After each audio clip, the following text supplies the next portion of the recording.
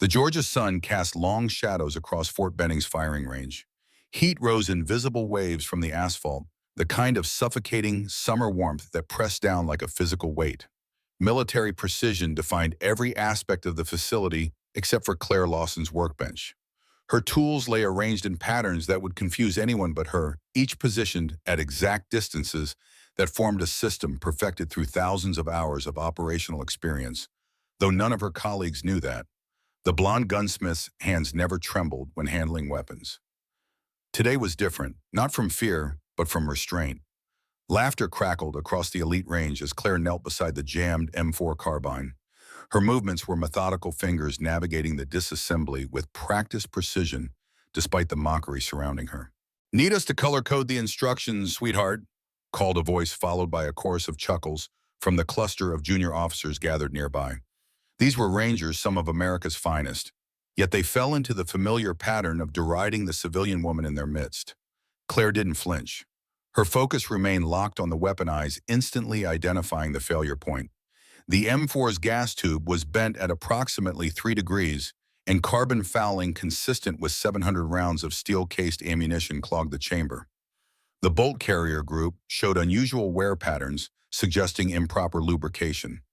Immature mistakes that could get operators killed in the field.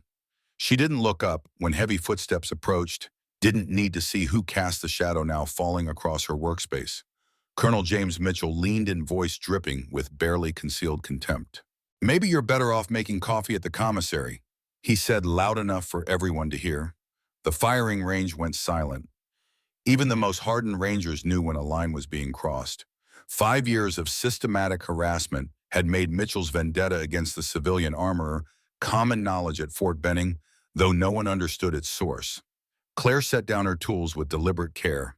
For a moment, she remained perfectly still, her breathing shifting to a controlled pattern: 4-count inhale, 4-count hold, 4-count exhale, the combat breathing technique taught to special operators for high-stress situations. Then she reached into her vest pocket and withdrew something that caught the light, a worn patch with distinctive markings. Delta Force insignia faded from years of handling, its edges frayed from desert sand and mountain grit. Mitchell froze. The laughter stopped. Because only one woman had ever served with that patch in black operations, and she had vanished 5 years ago. Claire tucked the patch away without comment and returned to her work, but something had shifted in the atmosphere. The officers dispersed quickly, uncomfortable with whatever unspoken history had just surfaced between the base commander and the quiet gunsmith. Only Colonel Mitchell remained, his face a mask of controlled fury and something deeper, a pain that matched the shadows behind Claire's carefully neutral expression. "My office, 1800 hours," he said quietly, voice stripped of its earlier mockery. Claire nodded once, acknowledging the command without looking up. When Mitchell departed, she released a breath she hadn't realized she was holding, hands no longer steady as they had been when disassembling the rifle. 5 years of practice, and still the combat instincts lurked just beneath the surface, ready to emerge at the slightest provocation. Gemma. Across the range, Sergeant Jack Reynolds watched the interaction with analytical precision. At 38, Reynolds had served 3 tours in Afghanistan and 1 in Iraq before transferring to Fort Benning as an instructor. He'd noticed Mitchell's unusual fixation on the quiet blonde gunsmith since arriving 6 months ago. "What's the colonel's problem with Lawson?" he asked the contractor beside him, a man named Rodriguez, who'd been at the base for years. Rodriguez shrugged. "Been that way since she arrived. Some say he specifically requested a male armorer and got her instead. Others think he just hates women in general." He lowered his voice. "All I know is she fixes weapons better than anyone I've ever seen, and he rides her harder than a drill sergeant with a new recruit." Reynolds nodded slowly, watching as Claire methodically worked through the rifle reassembly. Her movements weren't just practiced, they were instinctive, the kind that come only from muscle memory, developed under extreme conditions. The way she handled the weapon reminded him of something he couldn't quite place, something he'd seen in Tier 1 operators with thousands of hours behind a trigger. "How long has she been here?" Reynolds asked, curiosity deepening. "About 5 years. Showed up with paperwork from some private contractor. Keeps to herself, never talks about her past." Rodriguez lowered his voice further. "Between you and me, I think she's seen combat. Got that 1,000-yard stare sometimes, when she thinks no one's looking." Reynolds's interest sharpened. He'd seen that look before in mirrors in the eyes of men who'd walked through hell and somehow returned. It wasn't something you could fake. The way she constantly positioned herself with clear sight lines to all exits, the subtle security checks she performed when entering rooms, the precise economy of movement, these weren't civilian habits.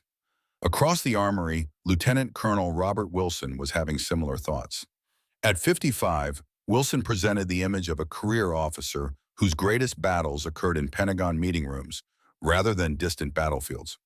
Few at Fort Benning knew the full extent of his operational history, 20 years in Navy special warfare, including multiple combat deployments in leadership roles in classified operations that would never appear in official histories.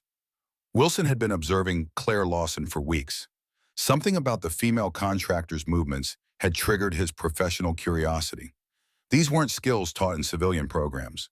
They were learned through thousands of hours of hands-on experience in the world's most demanding environments. As Claire reached overhead to adjust equipment on a high shelf, her sleeve rode up, revealing a glimpse of black ink on her forearm.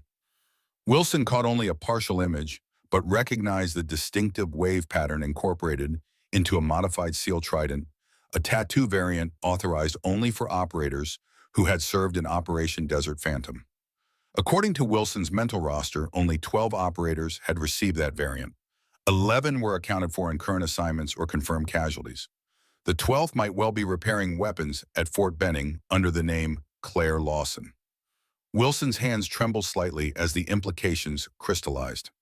If his suspicions proved correct, Colonel Mitchell had been systematically humiliating the legendary Phantom of Coronado, the first woman to complete the Crucible, the operator who'd extracted 23 contractors from Syria when the Pentagon declared them irretrievable losses.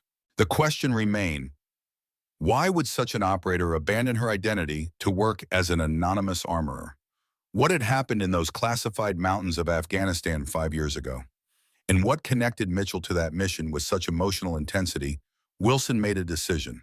It was time to access the classified databases. Claire Lawson's apartment stood on the outskirts of Columbus, Georgia, a 15-minute drive from Fort Benning. She'd chosen it for its tactical advantages: corner unit on the second floor, clear sight lines to the parking area, 2 potential exit routes, minimal neighboring units to monitor. Inside, nothing suggested the occupant's true identity. No photographs adorned the walls. No mementos cluttered the surfaces. The space was deliberately impersonal, a safe house rather than a home. The living room contained a worn couch positioned to allow visibility of both the door and the windows. The kitchen held exactly one place setting, 1 plate, 1 bowl, 1 cup, 1 set of utensils. The refrigerator contained protein shakes, eggs, and pre-packaged meals fuel rather than food. The bedroom held a single bed made with military precision sheets pulled taut enough to bounce a quarter. The closet contained identical sets of work clothes and running attire. No dress clothes, no casual wear for social occasions. Those never happened. Claire moved to the locked metal case beneath her bed, the only object in the apartment that betrayed any personal connection. She opened it with practiced movements, revealing its carefully preserved contents. 3 spent shell casings from a Mach-13 sniper rifle polished to a high shine from years of handling. Each bore a date etched with a knife point, the 3 worst days of her life. A combat knife with a worn handle, the blade maintaining a razor edge despite years without operational use. A set of dog tags not her own bearing the name Anderson Eric T. A small vial of sand from a distant mountain pass where everything had changed. And the photograph, its edges worn smooth from handling. 3 men and 1 woman in desert camouflage, arms around each other's shoulders, faces young and smiling beneath the Afghan sun. On the back, written in block letters, Ghost Team Anderson Rivera Clark Lawson, Kandahar 2018. Claire lifted the final item from the case, a Navy SEAL trident modified with 4 stars along the anchor points, and 3 names etched microscopically into the waves beneath the eagle. Only those who had lost teammates in combat received this honor. Claire's bore 3 names: Eric Anderson, Michael Rivera, Benjamin Clark. They died because someone behind a desk made a bad call. Claire lived because they chose to cover her retreat. As she held the trident, memories surged forward, not the sanitized recollections she normally permitted herself, but vivid, visceral flashes of operational reality. The mountain ambush in Afghanistan. 4 operators inserted to extract a high-value intelligence asset. The radio crackle as they approach the designated coordinates. Ghost team be advised weather systems moving in. Extraction window narrowing. Then the first sniper round catching Benjamin in the throat. The immediate tactical response, return, fire established, defensive position, assess casualties. Michael calling in their situation voice, steady despite the blood streaming from his leg wound, where a second round had found him. Eric providing covering fire while Claire tried to stabilize Benjamin, knowing it was already too late. Then the tactical decision that haunted her nights, the realization that the intelligence package had to be recovered, that the mission parameters required extraction of the materials rather than the team. Eric's voice calm despite everything. Go, Chief, we'll cover you. Michael nodding agreement, pressing the satellite phone into her hand. Complete the mission. That's what matters. Claire's jaw tightened at the memory. She'd completed the mission fighting her way through enemy positions carrying intelligence that later proved critical to disrupting 3 major terrorist operations. But at what cost, she returned the trident to the case, locking away the memories with it. Tonight she would face Mitchell in whatever reckoning he had planned. Her 5 years of anonymous penance were ending one way or another.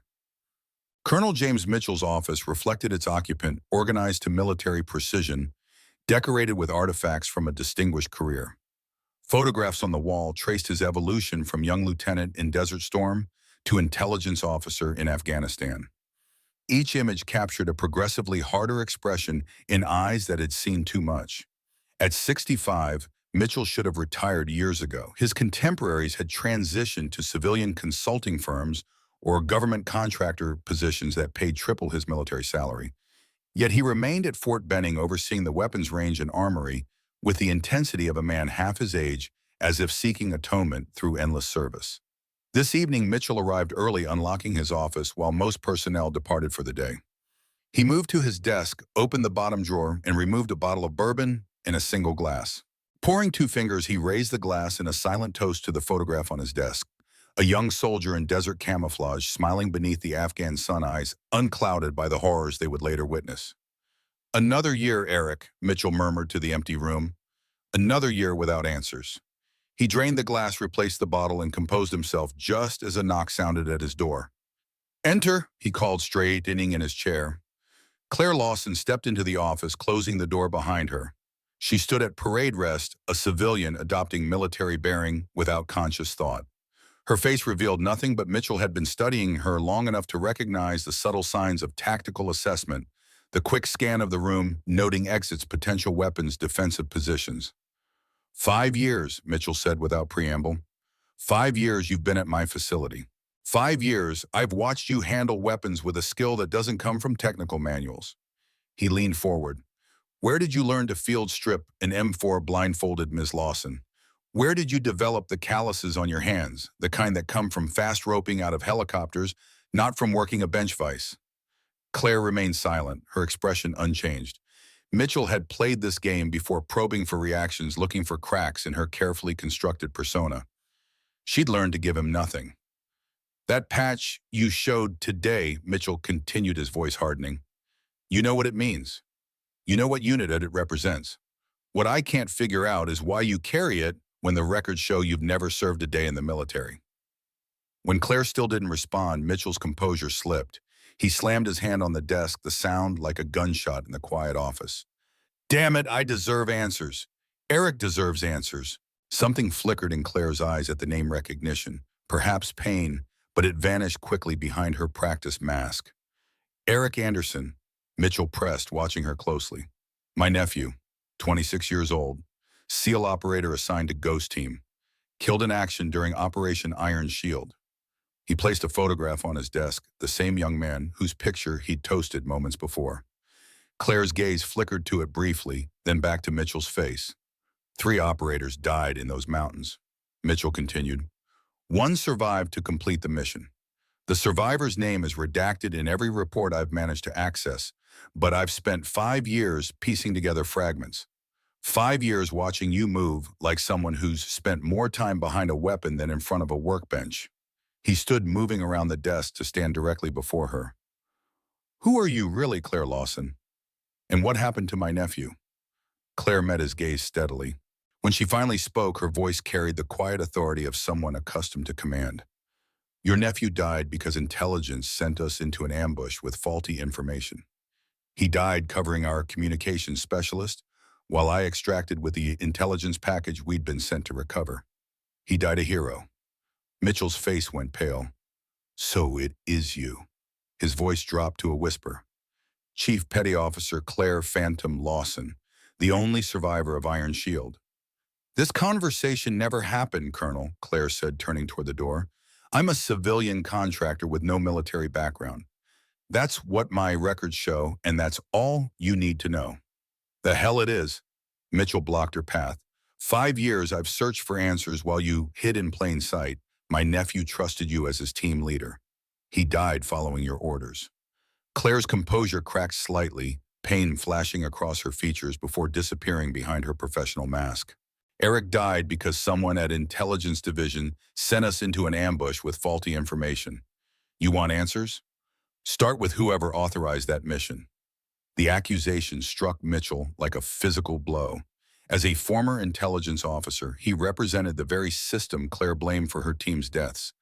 His expression shifted from accusation to confusion, then to dawning horror as implications crystallized. You think he began, but Claire cut him off with a raised hand. I don't know what you knew or didn't know, Colonel. What I do know is that good men died because someone thought they were expendable. I've made my peace with that. You should do the same. Before Mitchell could respond, a knock at the door interrupted them. Lieutenant Colonel Wilson entered without waiting for permission, his expression grave. Colonel Mitchell, Ms. Lawson, he acknowledged formally. I need to inform you that Colonel Hayes has requested your presence at headquarters immediately. He paused, his gaze shifting between them. Both of you. Claire and Mitchell exchanged glances of mutual wariness, replacing their brief connection. What's this about, Colonel? Mitchell asked, military formality reasserting itself. Wilson chose his words carefully. New information regarding Operation Iron Shield has emerged, information that concerns both of you. Claire's expression closed immediately, the operator's instinct for self-preservation overriding her momentary openness. I have no connection to any operation by that designation. With respect, Chief Lawson, Wilson replied deliberately, using her former rank. This pretense serves neither you nor the memory of your team. Colonel Hayes has level 10 clearance and has accessed the unredacted files. She believes it's time for truth for everyone's sake. The use of her rank confirmed Claire's suspicions that her identity had been compromised at the highest levels. She weighed her options quickly, calculating risk against potential benefit with the tactical precision that had once made her legendary among special operators. When she asked simply, now, Wilson answered, transportation is waiting. Frank Carter watched Claire, Mitchell, and Wilson depart the armory with the knowing expression of a veteran who recognized watershed moments when they occurred.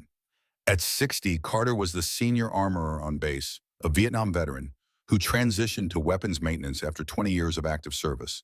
His leathery face had witnessed decades of war. His hands bore the same distinctive calluses as Claire's, and his eyes held secrets he never shared. Unlike others, Carter never mocked Claire or questioned her abilities. He simply watched occasionally, offering a small nod of approval when she solved a particularly difficult weapons malfunction. They rarely spoke, but a wordless understanding existed between them, the recognition of shared experiences that transcended the need for conversation.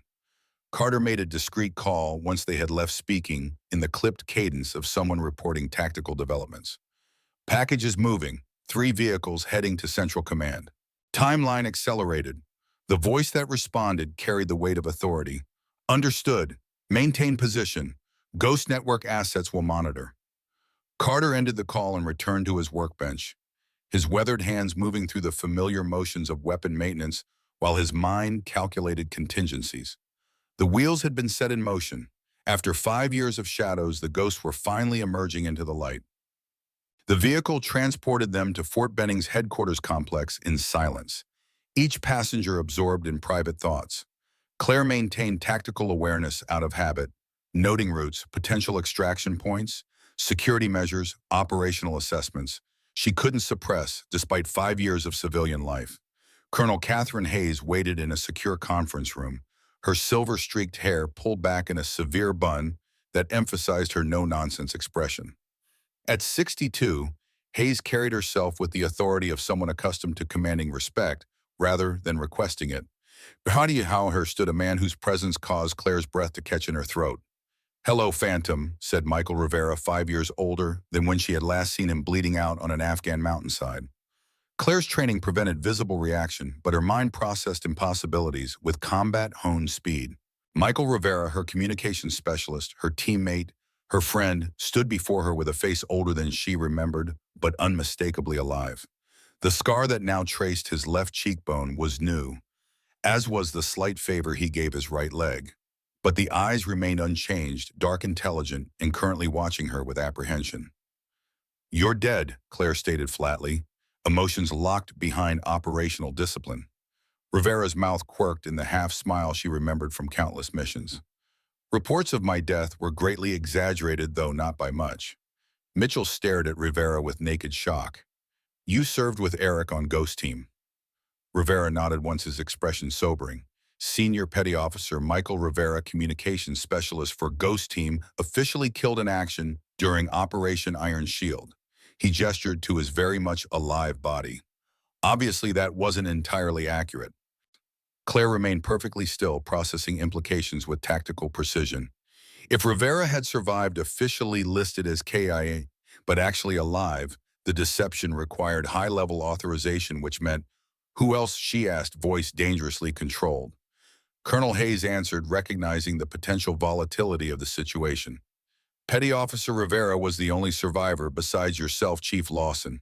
Operators Anderson and Clark were confirmed KIA, their remains eventually recovered during a later operation." The confirmation that Eric and Benjamin were truly gone prevented emotional collapse, but Claire's mind still raced through scenarios and betrayals. 5 years, she said, focusing on Rivera. 5 years believing you died on that mountain.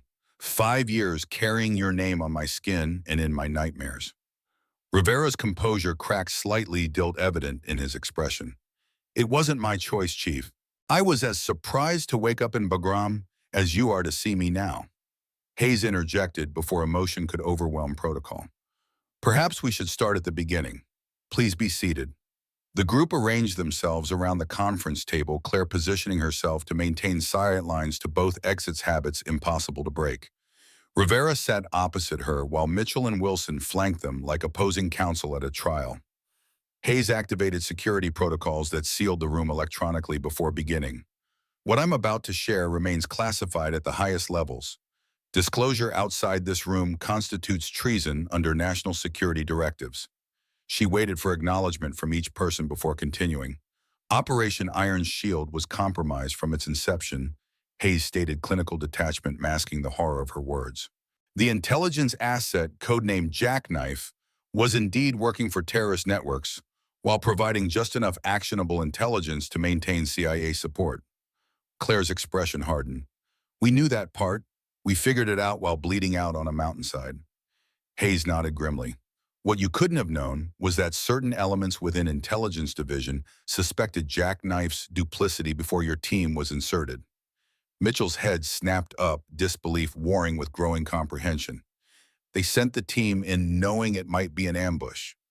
"They sent the team in because it might be an ambush," Hayes corrected, disgust briefly breaking through her professional demeanor. Ghost Team was considered expendable in service of a larger objective, confirming Jackknife's loyalty one way or another. The revelation hung in the air like a live grenade, its implications devastating to everything Claire had believed about her final mission. She had assumed incompetence or bureaucratic indifference. The reality, deliberate sacrifice of operators for intelligence games struck deeper than any physical wound she had sustained. "Who authorized it?" Claire asked, voice deadly quiet. Hayes met her gaze directly. "The operation received joint authorization from CIA Operations Director and Deputy Secretary of Defense, Richard Palmer." Mitchell absorbed this information with growing horror. "Palmer was my direct superior. He signed Eric's condolence letter." "Palmer remains in his position," Hayes continued, "subsequently promoted for his decisive leadership during counterterrorism operations." Claire's control nearly shattered at this final injustice, but Rivera spoke before she could respond. I was recovered by CIA assets operating independently from Palmer's authority. He explained, addressing Claire directly. Critical injuries, multiple surgeries. When I regained consciousness 3 weeks later, I was informed that the official record listed me as KIA for operational security. Operational security, Claire repeated, infusing the words with contempt. While I lived with the guilt of leaving you behind, Rivera's expression reflected genuine remorse. I fought to contact you, was denied at every level, eventually placed in a specialized recovery program for operators whose identities required protection. He hesitated, then added, they told me you'd resigned your commission and disappeared. By the time I gained enough authority to search for you independently, your trail had gone cold. Claire processed this information with the compartmentalization that had kept her functional through countless high-stress operations. One section of her mind cataloged the betrayal by command structure. Another analyzed Rivera's explanation for inconsistencies, while a third calculated the implications for her carefully constructed civilian identity. Why now? She asked, finally, at addressing Hayes rather than Rivera. Why expose this after 5 years of classification? Hayes exchanged glances with Wilson before answering. Because Operation Iron Shield wasn't an isolated incident. The same pattern has emerged in recent operations. Teams inserted with questionable intelligence casualties, dismissed as operational necessity survivors, silenced through classification or reassignment. Phoenix Dawn, Rivera interjected, leaning forward with intensity. A shadow organization operating within legitimate intelligence structures. Palmer is connected, though we haven't confirmed his leadership. Claire's tactical mind immediately shifted to this new threat assessment. Evidence. Patterns of deployment, casualty reports, funding discrepancies, Rivera explained. I've spent 3 years building the case while operating under deep cover within intelligence communities. And now you need me, Claire concluded, connecting the unspoken dots. That's why you have exposed this operation after 5 years of classification. You need Phantom. Hayes neither confirmed nor denied the assessment. What we need is justice for the operators sacrificed for political games. Anderson Clark and dozens of others whose deaths were preventable but convenient. Claire turned to Mitchell, whose expression had transformed during the revelations, grief giving way to cold fury as he processed his unwitting connection to his nephew's killers. Did you know, she asked directly, any suspicion about Palmer or Operation Iron Shield's true nature? Mitchell shook his head, self-recrimination evident in his features. I trusted the system, believed in the chain of command. Even after Eric died, I suspected tactical failure or bad luck, not deliberate sacrifice. His voice hardened. I've spent 5 years blaming you when I should have been investigating my own superiors. Palmer remains untouchable through conventional channels, Hayes continued. His position, political connections, and classification authority create perfect insulation from accountability. So what exactly are you proposing? Claire asked, professional detachment masking the emotional turmoil beneath. Vigilante justice, assassination. Those aren't solutions. They're crimes that dishonor the sacrifices already made. Rivera leaned forward, intensity radiating from his posture. We're proposing something more subtle. Palmer and Phoenix Dawn are planning their next operation. Another team of operators to be sacrificed for intelligence value. We can expose them, but only with evidence that can't be classified or buried. Evidence I supposedly have, Claire's skepticism was evident. Evidence we can obtain, Rivera corrected, with the right team. But the implication hung between them a team including the legendary Phantom, whose tactical innovations had revolutionized special operations methodology. Claire had spent 5 years burying that identity, yet here it stood before her, offering purpose beyond penance. Hayes allowed silence to stretch, understanding that Claire required time to process implications and options. Finally, she spoke with careful precision. We're not asking you to return to operational status, Chief Lawson. Your expertise in planning and tactical assessment would be consultative only. Claire's laugh held no humor. Convenient distinctions to preserve deniability. The same bureaucratic language that sent my team to die in mountains halfway around the world. The difference, Rivera interjected, is that this operation serves the operators, not the system that betrayed them.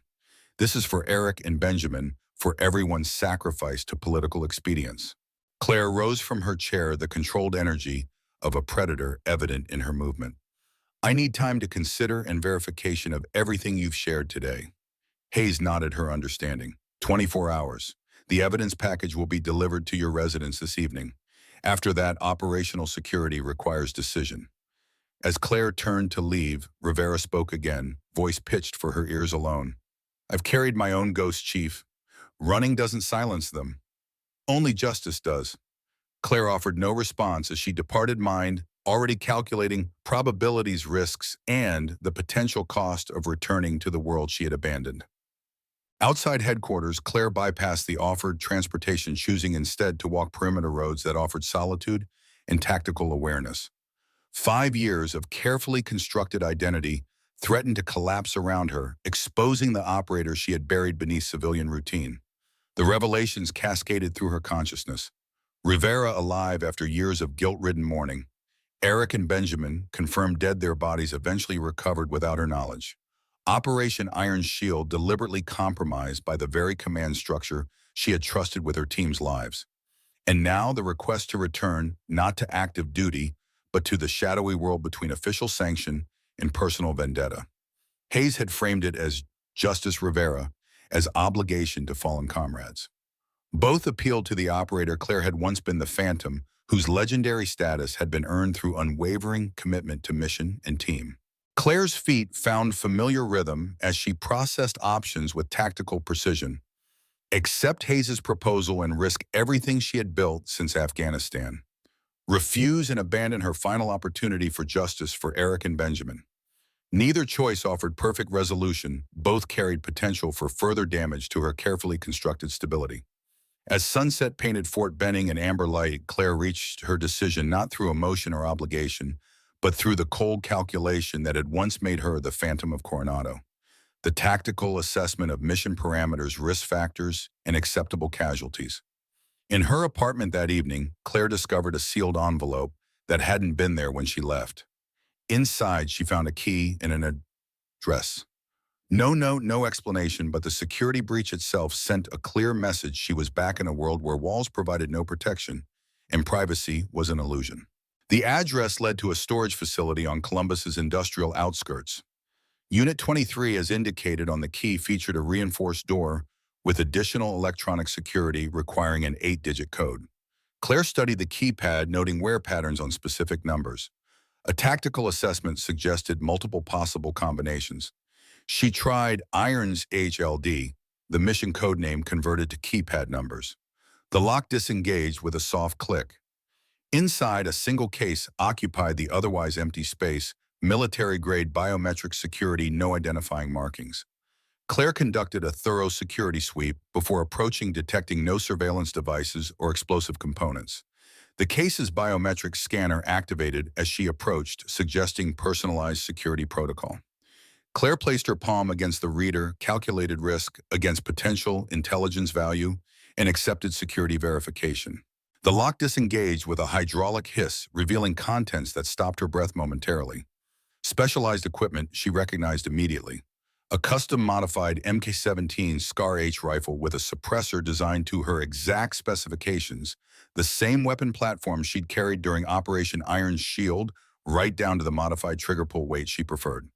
A Barrett M107A 150 caliber sniper rifle broken down into components, its serial numbers removed but unmistakable as the weapon that had saved her team during the Syria extraction.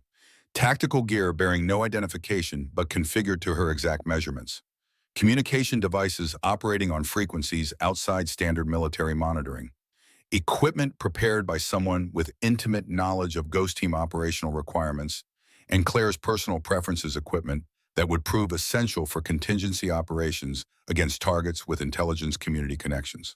Beneath the equipment, Claire found a single document operational directive on paper that could not be electronically tracked or monitored.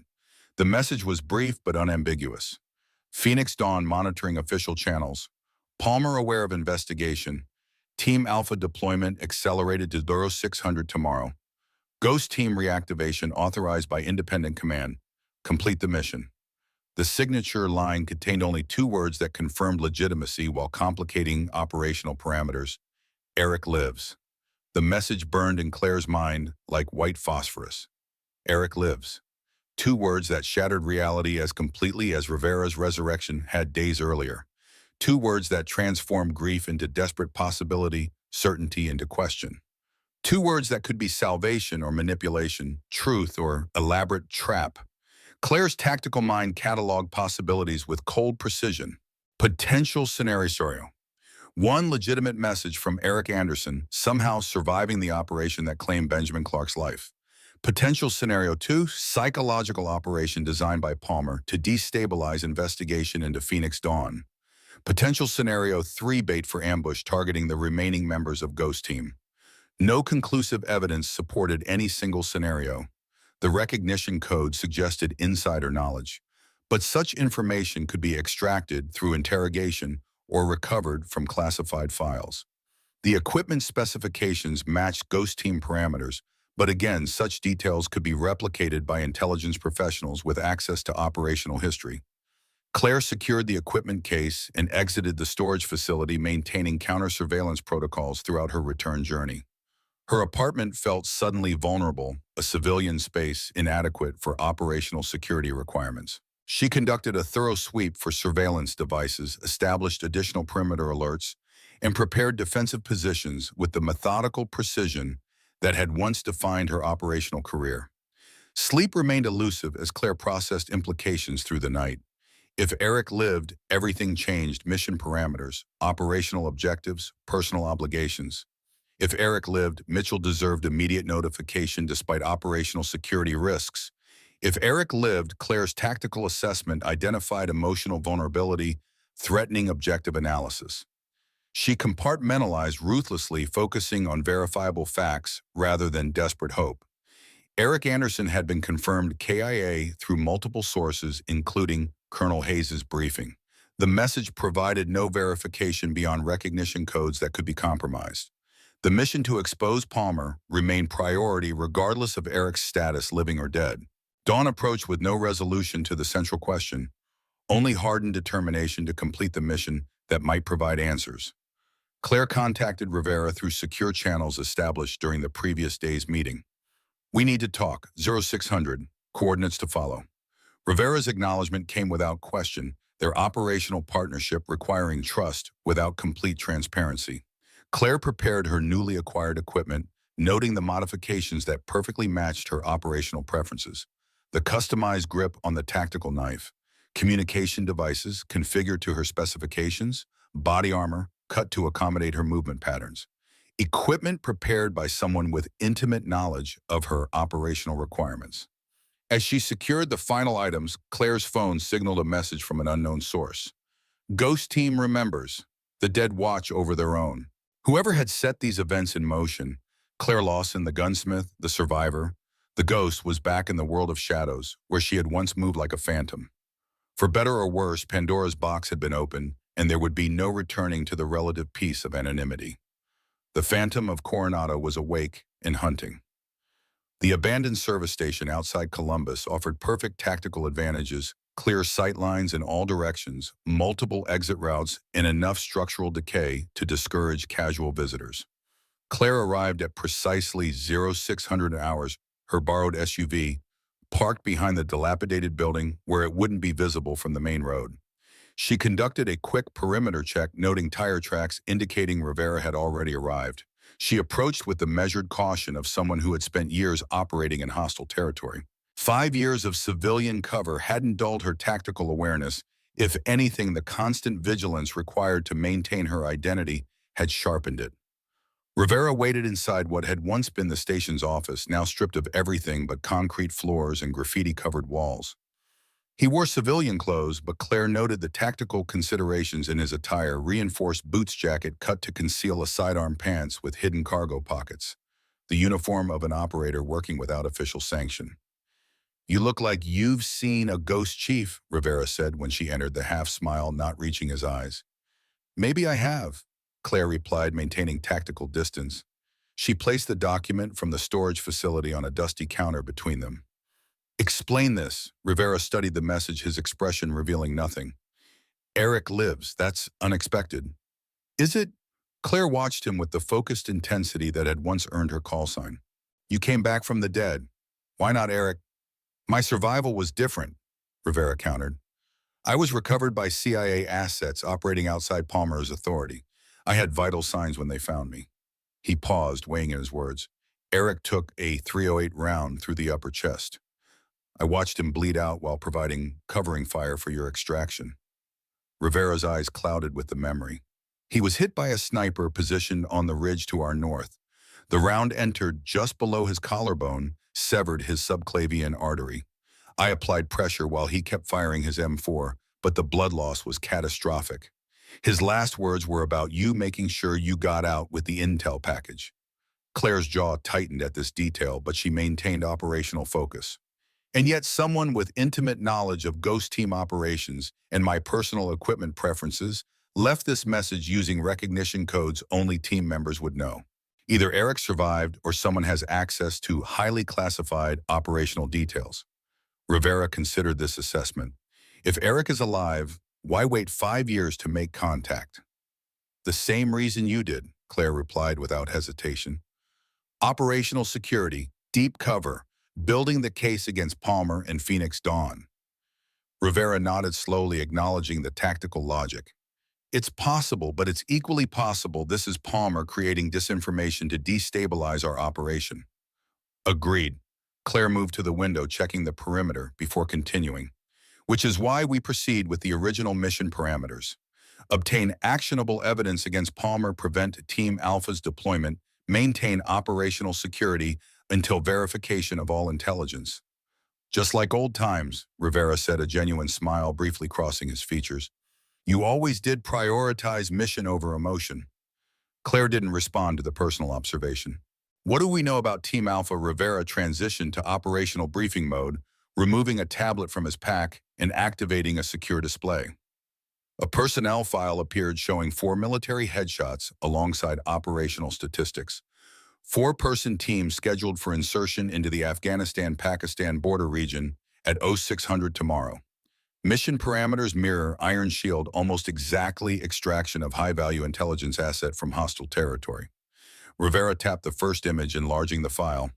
Team leader is Lieutenant Commander James Harrington, 32, former DevGru operator with 3 combat deployments. Bronze Star recipient during the Kandahar offensive in 2020. He swiped to the next file. Communications Specialist Sarah Reynolds, 28, first deployment with current team but extensive experience in previous operations. Technical genius, graduated top of her class at Naval Communications School. The next image showed a weathered face with hard eyes. Senior Chief Marcus Briggs, 41, weapons specialist with 5 combat tours. The old man of the team, but still the best marksman in his unit.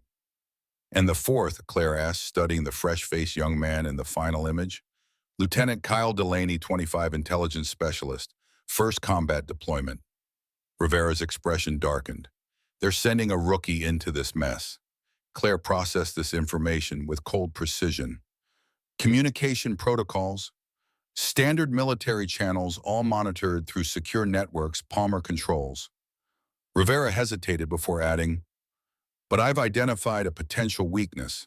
Lieutenant Reynolds previously served under Commander Westfield in Naval Intelligence. Westfield? Claire's interest sharpened. One of the first officers to join what we're calling Ghost Network operators, who've identified similar patterns of compromised missions and established unofficial protection protocols. The Ghost Network. Claire repeated the term, triggering tactical assessment. How extensive? More than you'd expect. Veterans from different service branches united by common recognition of systemic corruption within command structures. Your tactical innovations provided foundation for their operational methodology. Claire absorbed this revelation with measured surprise.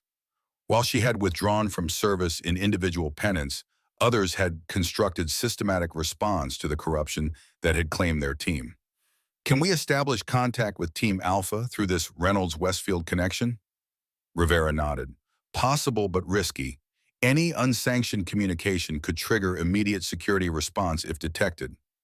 We need to warn them, Claire stated, the tactical objective crystallizing with clarity, before they cross into operational theater.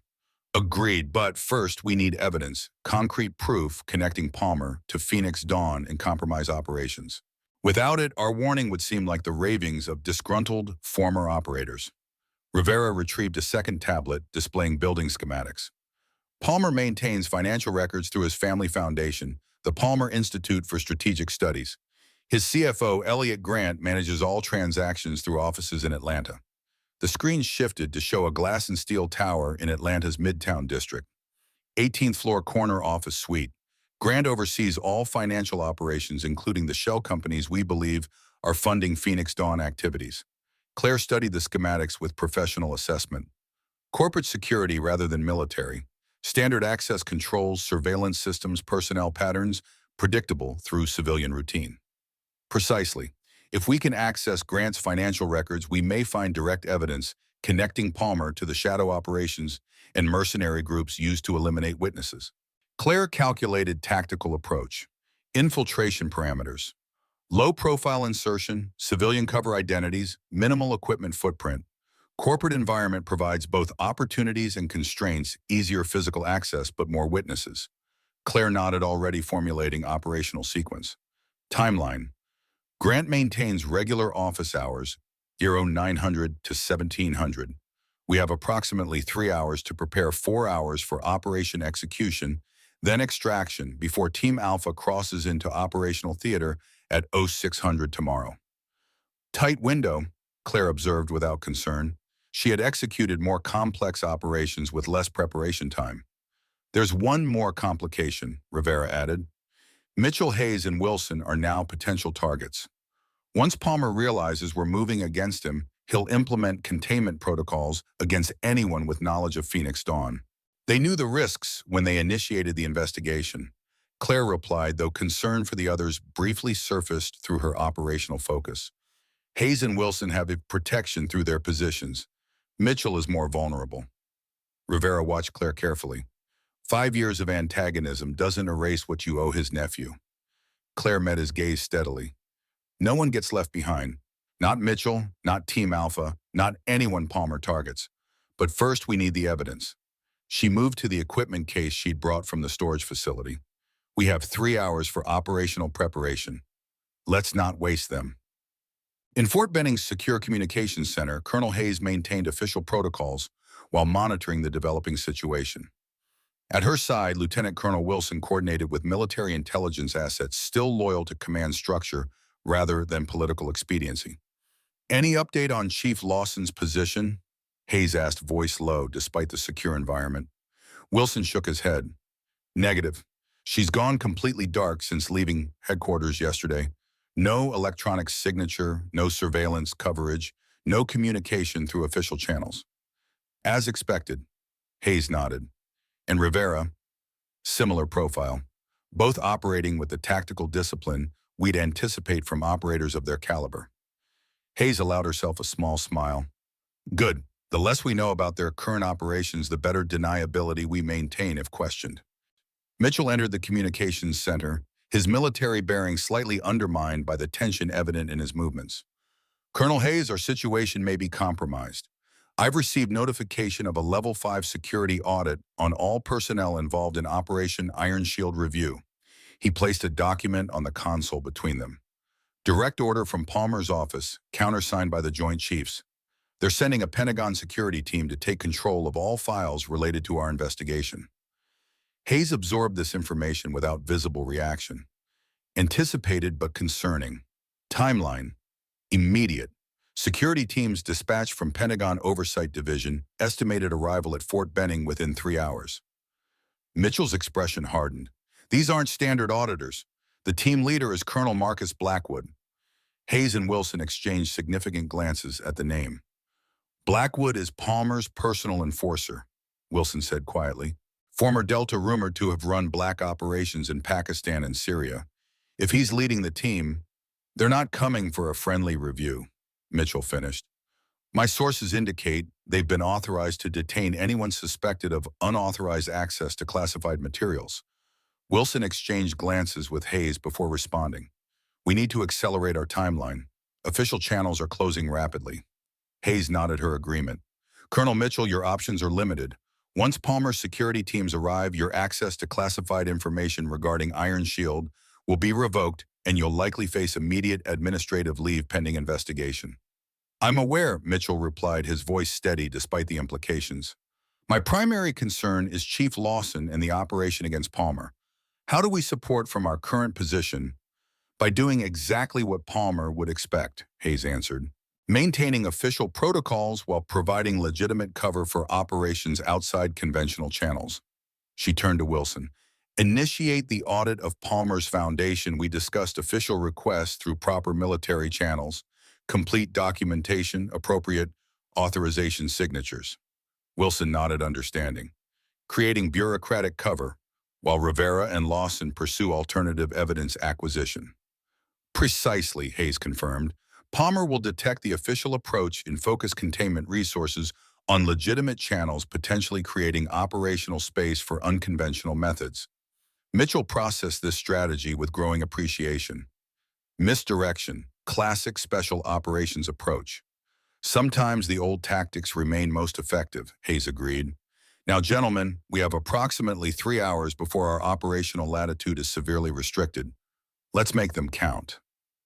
Atlanta's Midtown District bustled with Monday morning activity, corporate professionals rushing between glass towers, security personnel maintaining practiced vigilance without genuine alertness, service workers moving through spaces designed to render them nearly invisible.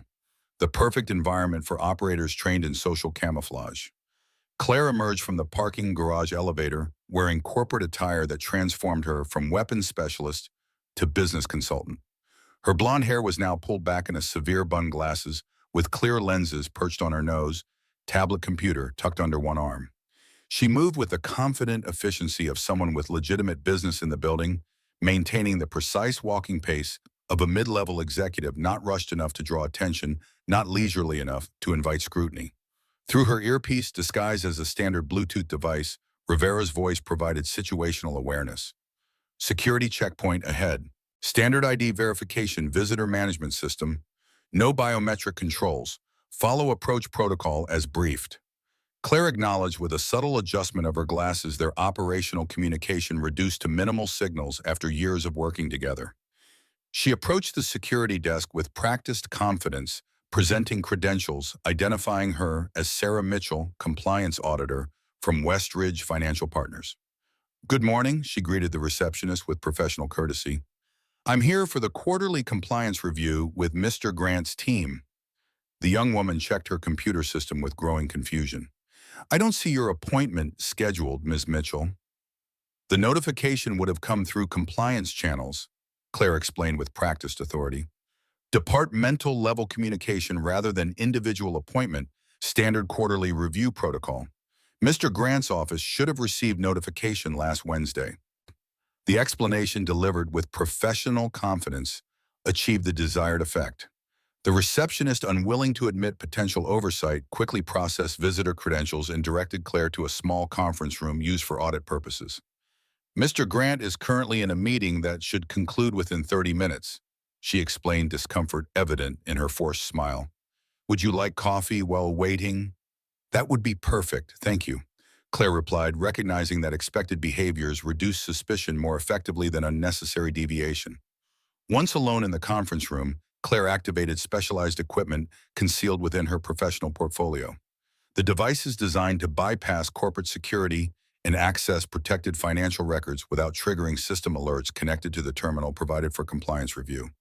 I'm in, she sub-vocalized the communication picked up by the microscopic transmitter concealed in her collar. Beginning data acquisition. Rivera maintained communication through her discreet earpiece, providing updates on external security and Grant's movements tracked through building management systems accessed during their preliminary cyber infiltration. Grant's meeting scheduled for another 45 minutes. Security conducting standard rounds on 12 and 1614 currently clear. Claire acknowledged with subvocal confirmation as she navigated Grant's financial systems. The specialized equipment performed with exceptional efficiency, bypassing security protocols that would have challenged standard infiltration technology. Her search algorithms identified patterns consistent with their intelligence assessment, regular transfers from Palmer's Foundation to offshore accounts linked to shell corporations, which in turn funded operational expenses for mercenary units known to operate in regions where Phoenix Dawn conducted missions. On the screen, financial records revealed a pattern too precise for coincidence. Payments of exactly $2.75 million transferred to Cayman accounts 3 days before Operation Iron Shield. Similar transactions preceding 5 other operations where teams suffered acceptable losses. Most damning of all, a transfer initiated yesterday, $3.2 million to an account labeled Sentinel Strategic Services with operational code Alpha Extraction. Confirmation on financial connection, Claire reported as data accumulated on secure storage device. Monthly transfers corresponding to Phoenix Dawn operational timeline, amounts consistent with estimated costs for deniable assets and operational support. Direct evidence connecting Palmer to Team Alpha's mission. Time check, Rivera reminded. 20 minutes until scheduled meeting conclusion. Security approaching 14th floor for standard patrol. Claire accelerated data acquisition, focusing on records directly connecting Palmer to Ghost Team's compromise operation and Team Alpha's imminent deployment. The financial patterns revealed systematic process funds transferred before operations bonuses processed after confirmed casualties, compensation packages for families calibrated to maintain silence without raising suspicion. The evidence accumulated with damning precision, not merely circumstantial connections, but direct financial trails linking Palmer to operational compromises resulting in operator casualties. Security on floor, Rivera warned. Standard patrol, but duration in your sector extending beyond normal parameters. Claire continued data transfer while preparing extraction contingencies. The security anomaly might represent standard deviation or potential compromise. Either scenario required completed mission and secure extraction. Grant's meeting concluded, Rivera updated. Currently returning to office suite, arrival estimated 3 minutes. Claire completed data transfer and disconnected infiltration equipment, returning the terminal to standard configuration while preparing alternative extraction route. The mission objectives had been achieved, evidence secured connecting Palmer to Phoenix Dawn and operator casualties. Remaining priorities shifted to extraction without compromise. As Claire prepared to exit the conference room, Rivera's urgent communication stopped her movement. Unknown operative approaching office suite, profile matches specialized security rather than standard corporate protocol.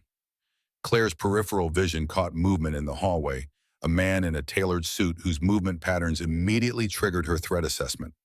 Despite his civilian appearance, he moved with the purposeful economy of someone with special operations training. His eyes scanned the environment with tactical precision, not the casual glances of corporate security. Extraction route compromised? Claire asked, already calculating alternatives. Primary and secondary routes showing increased security presence, Rivera confirmed. 2 operatives in lobby, 1 at service entrance, another approaching from stairwell. Profile matches Phoenix Dawn tactical team, implementing Contingency Delta.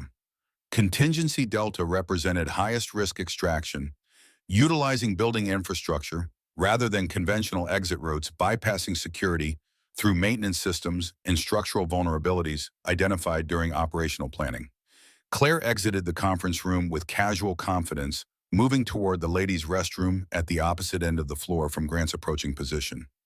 Inside, she quickly entered the last stall, locking the door before climbing onto the toilet tank. She pushed upward on a ceiling panel, sliding it aside to reveal the building's maintenance crawl space. With practiced efficiency, she pulled herself up into the dark space, replacing the panel behind her. The building's blueprints had shown this access point connecting to a vertical maintenance shaft 3 meters ahead. Claire navigated the cramped space with minimal noise, using the small tactical flashlight from her purse to illuminate the path. Moving through infrastructure proceeding to vertical shaft, she subvocalized. Status on surveillance. Security team conducting sweep of 14th floor, Rivera reported.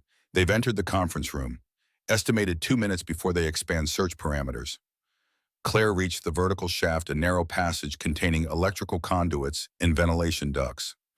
According to building schematics, it extended down to the service level, where maintenance access would provide extraction route to the loading dock. Using the conduit mounting brackets as improvised climbing holds, Claire began her descent. Halfway down, a security alarm blared through the building. Cover compromised, Rivera reported, tension evident in his voice. They found evidence of system intrusion. Full building lockdown initiated. All security personnel alerted. Claire accelerated her descent, reaching the service level as sounds of activity increased above. She exited the shaft into a maintenance corridor, transitioning from vertical to horizontal movement with fluid efficiency. Position, she requested, maintaining whispered communication despite increased urgency. Service level corridor B, Rivera confirmed. Security moving to cover all exit points. Two operatives approaching your position from East Corridor, estimated 30 seconds to intercept. Claire assessed her surroundings, concrete corridor with multiple access panels and storage rooms. She quickly entered a janitorial closet, closing the door as footsteps approached from the eastern end of the corridor. Through the door's small window, she observed two men in security uniforms conducting systematic search patterns, not standard building security, but specialized personnel with tactical training. Their movement patterns, radio discipline, and weapons positioning confirmed Rivera's assessment. Phoenix Dawn operators. Targets moving past your position, Rivera updated. Proceed to Junction C when clear, then access Service Exit 4. Extraction vehicle repositioned for immediate departure. Claire waited until the security team passed, then moved swiftly through the corridor toward Junction C. The service exit would lead to the building's loading dock, where their extraction vehicle should be waiting, assuming Rivera had successfully repositioned it during her infiltration. Reaching the service exit, Claire paused to assess external conditions before proceeding. The loading dock appeared clear of security personnel, though activity throughout the building suggested comprehensive search operations in progress. Extraction vehicle in position, Rivera confirmed. Security patrols passing eastern quadrant. Execute on my mark. Claire prepared for final extraction phase when Rivera's communication abruptly ceased, replaced by static indicating signal interference or equipment failure. The timing suggested deliberate countermeasure rather than technical malfunction, confirming Claire's assessment of professional opposition force. Tactical options narrowed to individual extraction without coordination support, high-risk scenario requiring immediate implementation before security assets established complete containment. Claire proceeded through service exit, maintaining environmental awareness as she transitioned to exterior loading dock. The extraction vehicle remained in position but showed no signs of Rivera's presence. Claire approached with caution, tactical assessment, identifying potential ambush scenario. As she reached optimal distance for final approach determination, the vehicle's driver's side door opened, revealing a figure whose appearance froze Claire's tactical response momentarily. Eric Anderson emerged from the vehicle, 5 years older than when she had last held pressure against his wounds on an Afghan mountainside. The scar across his forehead was new, as was the slight asymmetry to his facial structure, suggesting reconstructive surgery.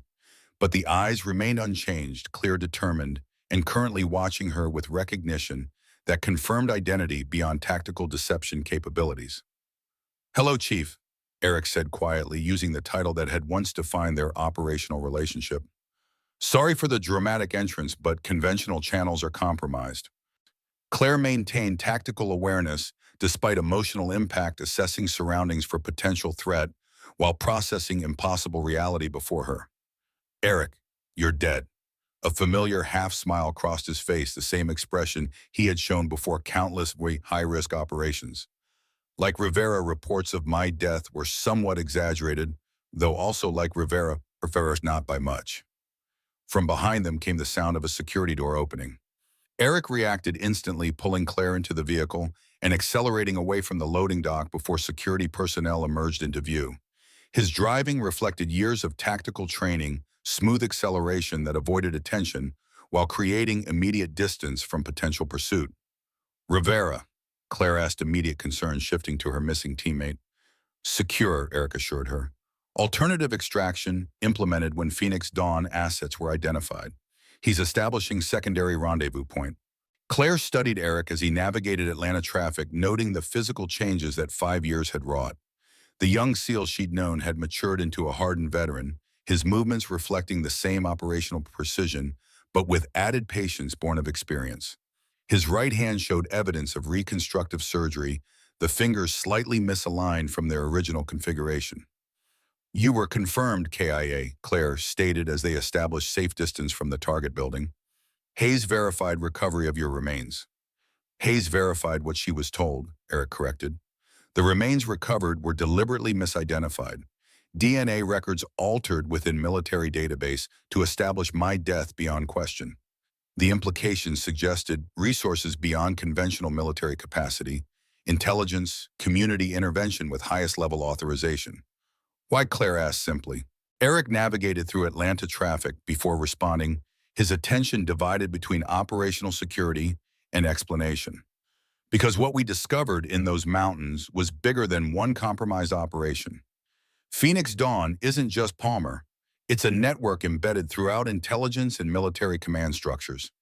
The only way to investigate was from outside the system. By dying, Claire concluded, understanding the tactical approach despite its extreme nature. Eric nodded once. My injuries were severe, but survivable. When CIA recovery team found me, their commander, a man named Westfield, made operational decision. Declare me KIA to preserve investigative potential rather than return me to system already compromised by Phoenix Dawn. The same decision made for Rivera, Claire observed, connecting operational patterns. Similar but distinct, Eric clarified. Rivera's survival remained classified but acknowledged within secure command channels. Mine was concealed completely even from Rivera until 6 months ago. Eric took a circuitous route through Atlanta's business district, executing standard counter-surveillance driving techniques, multiple turns, lane changes, periodic stops to observe potential pursuit vehicles. Claire recognized the pattern from their operational history, the familiar rhythm of movement designed to identify and evade surveillance. The evidence from Grant's office, Claire said, retrieving the secure data storage device from her purse. Direct financial connection between Palmer and Phoenix Dawn operations, including records of payments preceding Iron Shield and current transactions related to Team Alpha's deployment. Eric nodded approval. Excellent work. If command structure is compromised, how do we ensure secure delivery? Congress, Claire suggested, considering oversight mechanisms designed to prevent exactly the abuse of authority Phoenix Dawn represented. Palmer has connections on intelligence committees, Eric countered, classification authority sufficient to delay investigation until evidence disappears and witnesses become unavailable. Claire recognized the tactical challenge, evidence requiring delivery through channels simultaneously powerful enough to act on its implications yet removed from Palmer's influence network. The solution emerged from operational history rather than conventional protocols. Media, she stated with tactical certainty, specialized journalists with national security expertise and protected source networks, public disclosure at sufficient scale to prevent classification containment. Eric's expression confirmed alignment with existing operational planning. Precisely. We've established contact with Washington Post investigative unit specializing in intelligence community oversight. Secure delivery protocol arranged through intermediaries outside conventional monitoring systems. The approach represented significant deviation from military operational protocols utilizing civilian channels rather than chain of command. Yet the tactical assessment confirmed its necessity given the extent of Phoenix Dawn's penetration of conventional accountability systems. And Team Alpha, Claire asked, tactical focus returning to the operators currently facing deployment into compromise operation. Their wheels up is scheduled within hours. That's our second priority, Eric confirmed. Evidence secured from Grant's office provides justification for immediate intervention, but requires delivery through appropriate channels before Team Alpha crosses into operational theater. The dual objectives created tactical complexity evidence delivery to media contacts while simultaneously preventing Team Alpha's deployment into compromise operation. Split objectives typically required separate operational teams, yet their resources remain limited to ghost team surviving members operating without official sanction or support. Where's Rivera now? Claire asked, tactical assessment requiring complete resource evaluation. Establishing secure communication with our media contact. Eric explained as he navigated toward their rendezvous point, an industrial storage facility outside Atlanta's surveillance network. We have limited window to prevent Team Alpha's deployment while ensuring evidence reaches public channels with sufficient protection for sources. Eric turned onto a gravel access road leading to what appeared to be an abandoned warehouse complex.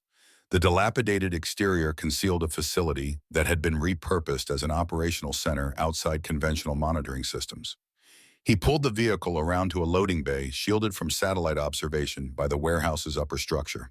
Inside, Rivera awaited their arrival, tactical equipment prepared for immediate deployment.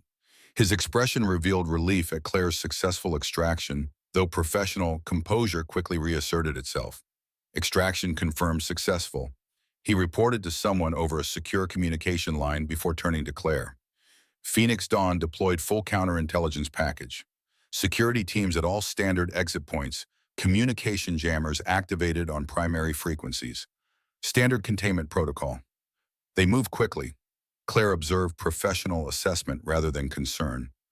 Response time suggests advance warning. Palmer has accelerated operational timeline. Rivera continued displaying a tablet showing military transport schedules. Team Alpha departing 1,000 hours from Andrews rather than previously scheduled 1,200. Claire checked her watch, 0945. 15 minutes until Team Alpha begins departure procedures. Correct, Rivera confirmed grimly. We have extremely limited window to prevent their deployment. The accelerated timeline confirmed Palmer's awareness of potential compromise, his response prioritizing elimination of evidence through deployment of expendable operators Team Alpha. 4 specialized operators selected for their expendability metrics would cross into operational theater within 90 minutes, their sacrifice already calculated as acceptable cost for maintaining Phoenix Dawn's secrecy. Evidence package, Eric asked, focusing on mission priorities. Rivera indicated the secure communication equipment established in the facility's interior room. Transmission protocols established with Washington Post contact awaiting final verification and transmission authorization. And Team Alpha, Claire pressed, unwilling to sacrifice fellow operators even for the larger objective of exposing a Phoenix Dawn. Eric and Rivera exchanged glances, silent communications suggesting operational complexity beyond standard parameters. Direct intervention presents significant challenges, Eric acknowledged. Andrews maintains military security protocols outside our current resource capabilities. Conventional approach would trigger immediate countermeasures. So we find unconventional approach. Claire stated the tactical problem engaging her operational creativity. We don't need physical intervention on site. We need communication with Team Alpha directly operator to operator outside command monitoring. Rivera's expression reflected skepticism. Team Alpha's communications are monitored through standard military protocols. Any unsanctioned contact would be immediately detected. Not if we use ghost protocols, Claire countered, referencing communication methods she had developed specifically for situations where conventional channels might be compromised. Direct operator-to-operator connection through specialized frequencies outside standard monitoring parameters. She moved to the equipment case brought from the storage facility, retrieving specialized communication devices designed for secured direct communication between operators in hostile environments. The technology represented classified development she had pioneered during her active service microburst transmission on rotating frequencies that appeared as background noise to standard monitoring systems. Sarah Reynolds, Claire said, recalling Team Alpha's communications specialist. You said she previously served under Commander Westfield. Rivera nodded. Affirmative. Standard naval communications training with specialized certification in counterintelligence protocols. Then she'll recognize ghost protocols, Claire concluded, configuring the communication device with practiced efficiency. We can establish direct communication channel using recognition codes from Westfield's operational history. Eric's expression shifted from doubt to recognition. The equipment from the storage facility, it includes ghost communication protocols, Claire confirmed with single nod. Customized comm package designed for exactly this scenario, reaching operators when command structure cannot be trusted. The approach presented operational risk. Communicating directly with Team Alpha required breaking operational security and revealing Ghost Team's continued existence. Yet the alternative, allowing fellow operators to deploy and to deliberately compromise mission, violated the core principle that had defined Ghost Team's operational philosophy: no operator left behind. If we warn Team Alpha, we expose ourselves, Rivera cautioned. Palmer will know Ghost Team survived and continues operating outside official channels. If we don't warn them, they die, Claire stated with finality. Operational security doesn't justify sacrificing operators to protect ourselves. The statement crystallized decision parameters beyond tactical calculation. Whatever Ghost Team had become shadow operators investigating systemic corruption, vigilantes seeking justice outside conventional channels, Their foundation remained commitment to fellow operators above political expediency or personal safety. Dual approach. Eric decided leadership role reasserting itself naturally despite years of separation. Rivera manages evidence transmission to media contact, ensuring secure delivery and source protection. Claire establishes ghost communication with Team Alpha, providing direct warning about compromised operation. I maintain perimeter security and extraction preparation. The operational structure reflected their natural specializations, Rivera's communication expertise, Claire's tactical innovation, Eric's leadership and security focus. Despite years apart, Ghost Team resumed operational efficiency with the synchronization that had once made them legendary among special operators. Claire prepared specialized communication equipment, calibrating frequencies to penetrate standard military monitoring while reaching Team Alpha's secure channels. The technical challenge required precise configuration matching operational parameters of current military deployment protocols, information Rivera provided from his continued connection to active duty networks. Team Alpha's communication officer is Lieutenant Sarah Reynolds, Rivera informed Claire as she completed configuration. First deployment with current team, but extensive experience in previous operations, most likely to recognize and respond to non-standard communication attempt. Claire nodded understanding as she finalized transmission protocols. Message content, minimal operational details, Eric advised. Sufficient warning to prevent deployment without compromising our position or evidence against Palmer. Claire composed message with the precision that had characterized her operational communications, direct, unambiguous, providing essential warning without exposing Ghost Team's full operational awareness. The transmission would alert Team Alpha to compromise command without revealing the extent of Phoenix Dawn's penetration or Ghost Team's continued existence. Transmission window closing, Rivera warned, monitoring Andrews Air Force Base communications. Team Alpha conducting final equipment check before boarding. 5 minutes to departure. Claire activated the transmission system, sending microburst communication directly to Reynolds' secure channel. The message was concise. Operation compromised. Jackknife pattern confirmed. Delayed deployment through equipment malfunction. Confirmation code Westfield Echo 7. 10 seconds passed as they awaited response. Claire maintained professional composure, but the stakes couldn't be higher. 4 operators' lives hung in the balance. No confirmation, Rivera reported after 30 seconds. Possible jamming or interference from base security protocols. Claire recalibrated the system, adjusting frequency parameters to bypass potential countermeasures. Retransmitting on secondary channels. Another microburst transmission, another tense wait.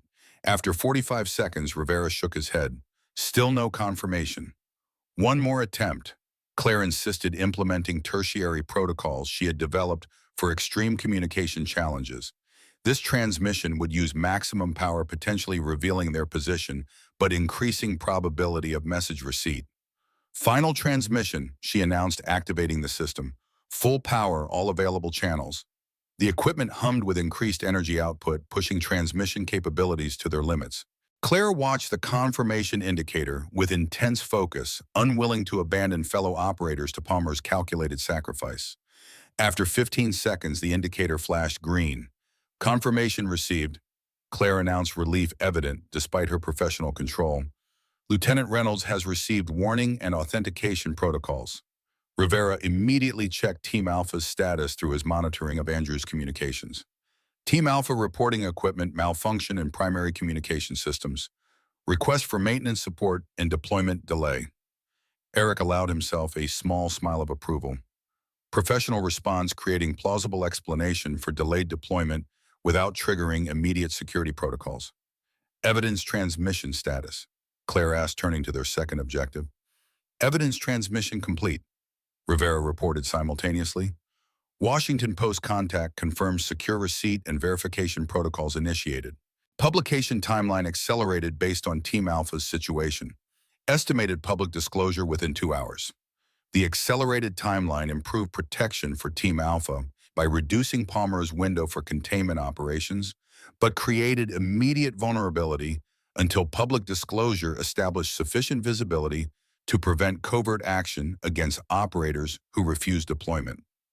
Team Alpha responding with additional information. Claire reported as the communication system registered return transmission. They've initiated stand-down protocols under equipment malfunction classification, requesting comprehensive systems diagnostic estimated to require minimum 6-hour resolution timeline. Smart, Eric nodded, creating technical justification that can't be easily dismissed or overridden. Palmer will recognize the pattern, Rivera observed, tactical assessment, identifying immediate countermeasures. Team Alpha's sudden equipment failure following our information extraction from Grant's office. He'll implement containment protocols targeting potential information sources, including Mitchell, Hayes, and Wilson, Claire concluded, concerns shifting to their unofficial command structure, now vulnerable to Palmer's response. Ghost Network has established surveillance on all three, Eric assured her. Extraction protocols prepared if Palmer initiates direct action. What about Team Alpha? Claire pressed. Once Palmer identifies them as compromised assets, they'll become primary targets. We've established contingency protocols, Eric explained. Ghost Network has positioned assets near Andrews to provide extraction support if Palmer attempts direct action against Team Alpha personnel. Claire studied Eric with renewed tactical assessment. Ghost Network, how extensive is your operation? Eric exchanged glances with Rivera before responding. After recovery and classification as KIA, I established connection with other operators who had identified similar patterns of compromised operations and expendable classifications. The network grew organically, veterans from different service branches united by common recognition of systemic corruption within command structures. A shadow veterans organization, Claire translated, understanding the operational approach despite its unconventional nature, operating outside official channels to protect operators from their own command when necessary, protecting those who serve from those who sacrifice them for political convenience, Eric confirmed. Your tactical innovations provided foundation for our operational methodology, Ghost protocols adapted for network-wide implementation. The revelation shifted Claire's understanding of her isolation over the past 5 years. While she had withdrawn from service in individual penance, Eric, and eventually Rivera, had constructed systematic response to the corruption that had claimed their team. Her tactical innovations developed for specialized operations had evolved into protection mechanisms for operators throughout military and intelligence communities. Palmer's office communicating with Andrews Security, Rivera announced monitoring secure channels, requesting immediate security evaluation of Team Alpha equipment and personnel. Estimated response time, 30 minutes. They're moving quickly, Eric observed. Palmer recognizes the threat to his operation, which means we need to move faster. Claire stated, operational focus returning to immediate tactical requirements. Our current position will soon be compromised if Palmer implements full counterintelligence response. Agreed, Eric confirmed. Relocation protocols initiated.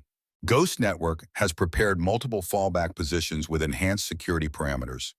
Our current location has served its purpose, but presents unacceptable vulnerability given operational progression. The decision reflected sound tactical judgment, maintaining mobility rather than defending fixed position against superior resources. Claire recognized the operational approach as consistent with Ghost Team's historical methodology adapted for their current civilian environment rather than combat theater. Extraction vehicles positioned. Rivera reported securing communication equipment for immediate transport. Ghost Network confirms surveillance on Palmer indicates resource mobilization consistent with counterintelligence response. Estimated response window 45 minutes to current location. The timeline provided sufficient operational space for controlled withdrawal, rather than emergency extraction, allowing secure transport of evidence, backups, and communication equipment, essential for monitoring publication progress and Team Alpha's continued security. As Ghost Team prepared for tactical relocation, Claire found moment for direct question that had remained unaddressed throughout operational focus. Why didn't you contact me? She asked Eric, professional composure momentarily yielding to personal connection. 5 years believing you died on that mountain while you built Ghost Network. Eric paused in equipment preparation expression, reflecting complex emotions beneath tactical focus. I tried, he admitted, through channels Rivera established after his own recovery, but you disappeared completely professional extraction from the system executed with precision that respected even while frustrating our search efforts. And when you found me, Claire pressed, seeking understanding rather than accusation. You were healing, Eric replied simply, processing grief and guilt through structure you had established. Operational assessment indicated intervention might destabilize rather than support your recovery process. The explanation reflected care beneath tactical calculation, recognition of psychological impact beyond operational considerations. Claire recognized the leadership quality that had defined Eric throughout their service together, balancing mission requirements against personnel welfare with genuine concern for those under his command. So, you watch from distance, she concluded, understanding their operational approach despite its personal impact, maintains surveillance without direct contact. Until Palmer's renewed operations targeting Team Alpha created mission parameters requiring Ghost Team reactivation, Eric confirmed. Your tactical expertise and operational innovation remained essential for protecting operators from Phoenix Dawn's systematic sacrifice. The assessment provided context for their current reunion. Not merely personal connection restored, but operational necessity requiring Ghost Team's legendary capabilities. Claire recognized the pattern from their active duty service, personal considerations secondary to mission requirements, yet human connection providing foundation for operational excellence. Ghost Network represents evolution of everything we built as Ghost Team, Rivera added, joining their conversation while continuing equipment preparation. Your tactical innovations protecting operators beyond what we could achieve through conventional channels. The penance you served while rebuilding weapons protected lives through systems you created before withdrawing. The perspective offered alternative interpretation of Claire's 5-year isolation. Not merely individual healing, but necessary survival, ensuring tactical innovations continued protecting operators through Ghost Network's implementation. Her withdrawal viewed through this lens represented tactical retreat, preserving capabilities for eventual counteroffensive rather than abandonment of fellow operators. Extraction vehicles approaching. Eric announced operational focus returning as relocation timeline advanced. Final equipment preparation and departure protocols initiated. Ghost Team completed extraction preparation with a synchronized efficiency that had defined their operational reputation, each member anticipating others' requirements without explicit coordination. Despite years of separation, their tactical connection remained intact. Muscle memory of countless operations creating seamless teamwork, transcending individual trauma and separate journeys. As they departed the temporary operational center, Claire recognized the completion of transformation initiated through Rivera's resurrection and Eric's impossible return. The Ghost had fully emerged from civilian disguised tactical operator, replacing armorer's precision with warrior's purpose. The penance of isolated guilt yielded to active service, protecting those still vulnerable to systemic corruption. Whatever awaited beyond their current operation, public disclosure, forcing accountability, or continued shadow war against entrenched corruption, Ghost Team had reunited with purpose, transcending individual healing. The mission parameters extended beyond Palmer to systematic protection for operators throughout military and intelligence communities. Ghost Network's evolution of Claire's tactical innovations into structural response against institutional betrayal. Claire cast one final glance at the facility as they departed tactical assessment, confirming clean extraction without evidence trails. 5 years of anonymous existence had ended. The Phantom had returned to the shadows where she operated most effectively, no longer hiding from her identity, but employing it with deadly precision against those who had betrayed the operators under their command. The hunt had begun in earnest. Palmer would soon discover the truth behind Ghost Team's legendary status. The Phantom that haunted darkened corridors was now hunting the corrupt leadership that had sacrificed their own for political convenience. And this time she wasn't alone. The 3-vehicle convoy moved with practiced discipline through rural Georgia, maintaining communication silence except for essential operational updates. Claire rode with Eric in the lead vehicle, a nondescript SUV, chosen for its balance of performance capabilities and visual anonymity. Rivera followed in the second vehicle, monitoring communication channels and coordinating with Ghost Network assets. The third vehicle, driven by a Ghost Network operative Claire knew only as Sentinel, provided security overwatch. They were headed to a fallback position designated Haven, a converted hunting lodge deep in the North Georgia mountains, accessible only by a single unmarked road and surrounded by terrain that provided both natural security and multiple emergency extraction routes. The location had been established by Ghost Network as a secure operational center outside conventional surveillance systems. Washington Post moving forward with publication. Eric reported checking the secure tablet mounted on the dashboard. Initial release scheduled in 90 minutes, full disclosure to follow in staged implementation.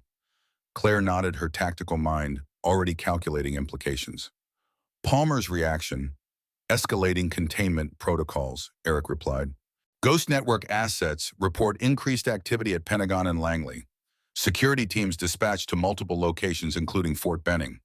Mitchell, Hayes, and Wilson, under surveillance but currently secure. Wilson implemented administrative protection protocols, all three officially on record, reviewing classified materials in secure Pentagon facility. Creates bureaucratic shield, making direct action against them problematic. Claire allowed herself a small measure of approval. Wilson's tactical thinking had improved since their operational days. The bureaucratic maneuver would complicate Palmer's ability to implement direct containment without exposing Phoenix Dawn operations to broader military leadership. And Team Alpha, still at Andrews, Eric confirmed. Maintenance crews examining communications equipment. Our contact reports Palmer's security team has arrived, but hasn't implemented direct action. Too many witnesses in military maintenance facility. Claire processed this tactical assessment. Their warning to Team Alpha had created temporary safety through public military protocols. But Palmer's containment options would expand once the team was isolated from potential witnesses. Time window. Approximately 4 hours before maintenance protocols exhausted, Eric estimated. After that, Palmer will have legitimate authority to order Team Alpha's deployment regardless of equipment status. National security priority, superseding standard safety protocols. Claire turned her attention to the rural landscape passing outside their vehicle. Tactical awareness, noting defensive positions, potential ambush locations, and extraction routes, with the automatic assessment of someone who had operated in hostile territory for years. Despite 5 years of civilian cover, her operational instincts remained razor-sharp. Ghost Network's reach is impressive, she observed. Multiple secure locations, operational assets, intelligence sources within military command. Eric's expression revealed careful pride mixed with operational caution. Built from necessity, as Phoenix Dawn's influence expanded, more operators recognized the pattern of compromised missions and expendable classifications. The network grew organically, veterans from different service branches, united by common recognition of systemic corruption. How many operators have you saved? Claire asked the question, cutting to the heart of Ghost Network's purpose. 27 teams extracted from compromised deployments, Eric answered without hesitation. Approximately 115 operators who would have been sacrificed for political expedience. The number landed with significant weight. 115 lives saved while she had maintained her anonymous existence, repairing weapons and running memorial miles. Claire's tactical mind recognized the operational logic. Her withdrawal had preserved capabilities necessary for eventual justice. Her tactical innovations continuing to protect operators through Ghost Network's implementation. Still, the contrast between her individual penance and their systematic response created momentary dissonance. And Palmer never detected the pattern. He recognized something was happening, Eric explained, but attributed it to improved intelligence rather than direct intervention. The Ghost protocols you developed proved remarkably effective communications outside conventional monitoring, extraction protocols that appeared as standard operational failures rather than deliberate intervention. Which is why Phoenix Dawn accelerated Team Alpha's deployment, Claire concluded.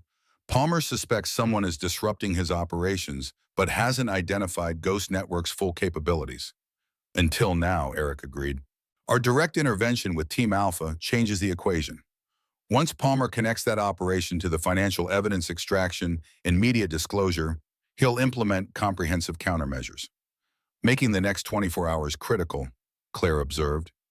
Once evidence becomes public, Palmer loses classification authority protection, but until then, he maintains operational resources to eliminate witnesses and evidence. Eric nodded, his expression hardening with operational focus, which is why we maintain mobility and security protocols until publication confirmation. After that, our tactical position improves significantly. The convoy turned onto a gravel road leading deeper into the forest, the terrain becoming progressively more isolated as they approached the fallback position. Claire noted the tactical advantages of the location-elevated position, providing clear sight lines of approaching vehicles, dense forest creating natural security, perimeter, multiple extraction routes through terrain, navigable only with specialized training and equipment. 20 minutes later, they arrived at Haven, a sprawling log structure that appeared to be a standard hunting lodge from the exterior, but had been extensively modified for operational security. Solar panels provided off-grid power, satellite communications, enabled secure connectivity, and reinforced construction created defensive positions throughout the structure. Inside the lodge had been converted into an operational command center. The main room contained communication systems, tactical displays, and monitoring equipment tracking multiple operational parameters. 6 Ghost network operators manned various stations, their movement patterns and operational discipline identifying them as former special operations personnel despite civilian appearance. Command center established, Rivera reported as he entered, moving immediately to the communications station. Washington Post proceeding with publication. Estimated 75 minutes to initial release. Team Alpha status. Claire asked, tactical focus remaining on the operators still at risk. Maintenance protocols continuing, Rivera confirmed. Palmer's security team maintaining position but haven't implemented direct action. Too many witnesses present. And Fort Benning. Mitchell's position secure for now, Rivera replied. He's implemented administrative protections officially in secure briefing with senior Pentagon officials creating paper trail, preventing immediate detention. Claire nodded approval. Mitchell had clearly learned something about bureaucratic maneuvering during his years in military intelligence. The administrative shield wouldn't protect him indefinitely, but it created valuable operational space while evidence publication proceeded. Palmer's current position, Eric asked, moving to the tactical display showing key locations under Ghost Network surveillance. Pentagon Command Center, Rivera reported, bringing up security footage showing the Deputy Secretary of Defense moving through corridors with a security detail, implementing containment protocols but maintaining public operational profile. Standard damage control procedures. Claire studied the tactical display, analyzing potential scenarios with professional detachment. Palmer's position remained strong. High-level Pentagon authority classified operational control security teams deployed to multiple locations. Yet his options narrowed with each passing minute as evidence moved toward public disclosure. He'll make one final attempt at containment before publication, she assessed. Direct action against primary evidence sources us and Team Alpha as secondary targets. Agreed, Eric confirmed, which is why we maintain defensive posture here while monitoring publication progress. After evidence becomes public, Palmer's containment options reduce significantly. The tactical logic was sound, yet Claire's operational instincts suggested something wasn't aligning properly. Palmer had reached his position through calculated risk assessment and strategic planning. His containment response seemed too reactive, lacking the strategic depth that had characterized his previous operations. It's too predictable, she said finally, tactical assessment crystallizing into operational concern. Palmer's career built on strategic contingency planning. His current response pattern follows standard containment protocols, but without the strategic depth we'd expect. Eric and Rivera exchanged glances, recognizing the validity of Claire's assessment. You think he's implementing alternative countermeasures we haven't detected, Rivera translated. I think we're seeing what he wants us to see, Claire clarified. The containment operations are real, but they're also misdirection, keeping our attention focused on predictable responses while implementing something outside conventional parameters. Eric considered this assessment with tactical precision. If you're right, what's his actual play? Claire studied the tactical display, analyzing Palmer's position from adversarial perspective. Not what she would do in his position, but what someone with his specific operational history and resources would implement. The evidence publication is his primary vulnerability, she concluded. Once Washington Post releases the financial records, his classification authority becomes irrelevant. He needs to prevent that publication or discredit it immediately upon release. The Washington Post has robust security protocols, Rivera observed. Their systems are specifically designed to protect whistleblower communications. which means he can't prevent publication through conventional cyber measures. Claire agreed. But Palmer doesn't just have military and intelligence resources. He has political connections and media relationships built over decades in Washington. Eric's expression shifted as he connected implications. You think he's preparing counter-narrative rather than trying to prevent publication? Exactly, Claire confirmed. When the evidence appears, he'll already have alternative explanation prepared financial records taken out of context, legitimate national security operations being misconstrued by disgruntled former operators, manufactured crisis designed to undermine essential intelligence capabilities. Plausible deniability through controlled narrative. Rivera translated professional appreciation evident despite the strategic threat. Classic intelligence community approach to containment, which means we need something beyond financial records. Claire continued, we need Palmer's direct connection to Phoenix Dawn operations, actual operational orders, not just financial trails that can be explained as legitimate national security funding. Those records would be in Palmer's secured files. Eric said tactical assessment, identifying immediate challenge. Either at Pentagon's secure servers or his private residence security system, both heavily protected and outside our current operational capabilities. Claire processed this limitation with tactical precision, analyzing potential approaches against available resources. The standard operational protocols offered no viable solution. Direct infiltration of Pentagon systems or Palmer's residence presented unacceptable risk profiles given their current operational position. We need to force Palmer to expose himself, she concluded, create situation where he must directly engage with Phoenix Dawn operational parameters in documented, verifiable format that can't be classified or explained away. How, Rivera asked, professional curiosity evident in his expression. By giving him exactly what he expects, Claire replied, tactical approach, crystallizing with clarity, direct confrontation with Ghost Team, the operational threat he's been anticipating, but on our terms, not his. So, Claire's plan was audacious but tactically sound. Create apparent system malfunction in Palmer's Georgetown residence, security systems suggesting potential breach targeting classified files. The disruption would trigger contingency protocols requiring Palmer's direct communication through secured channels, creating documented evidence, connecting him to Phoenix Dawn operations that couldn't be classified or explained away once captured.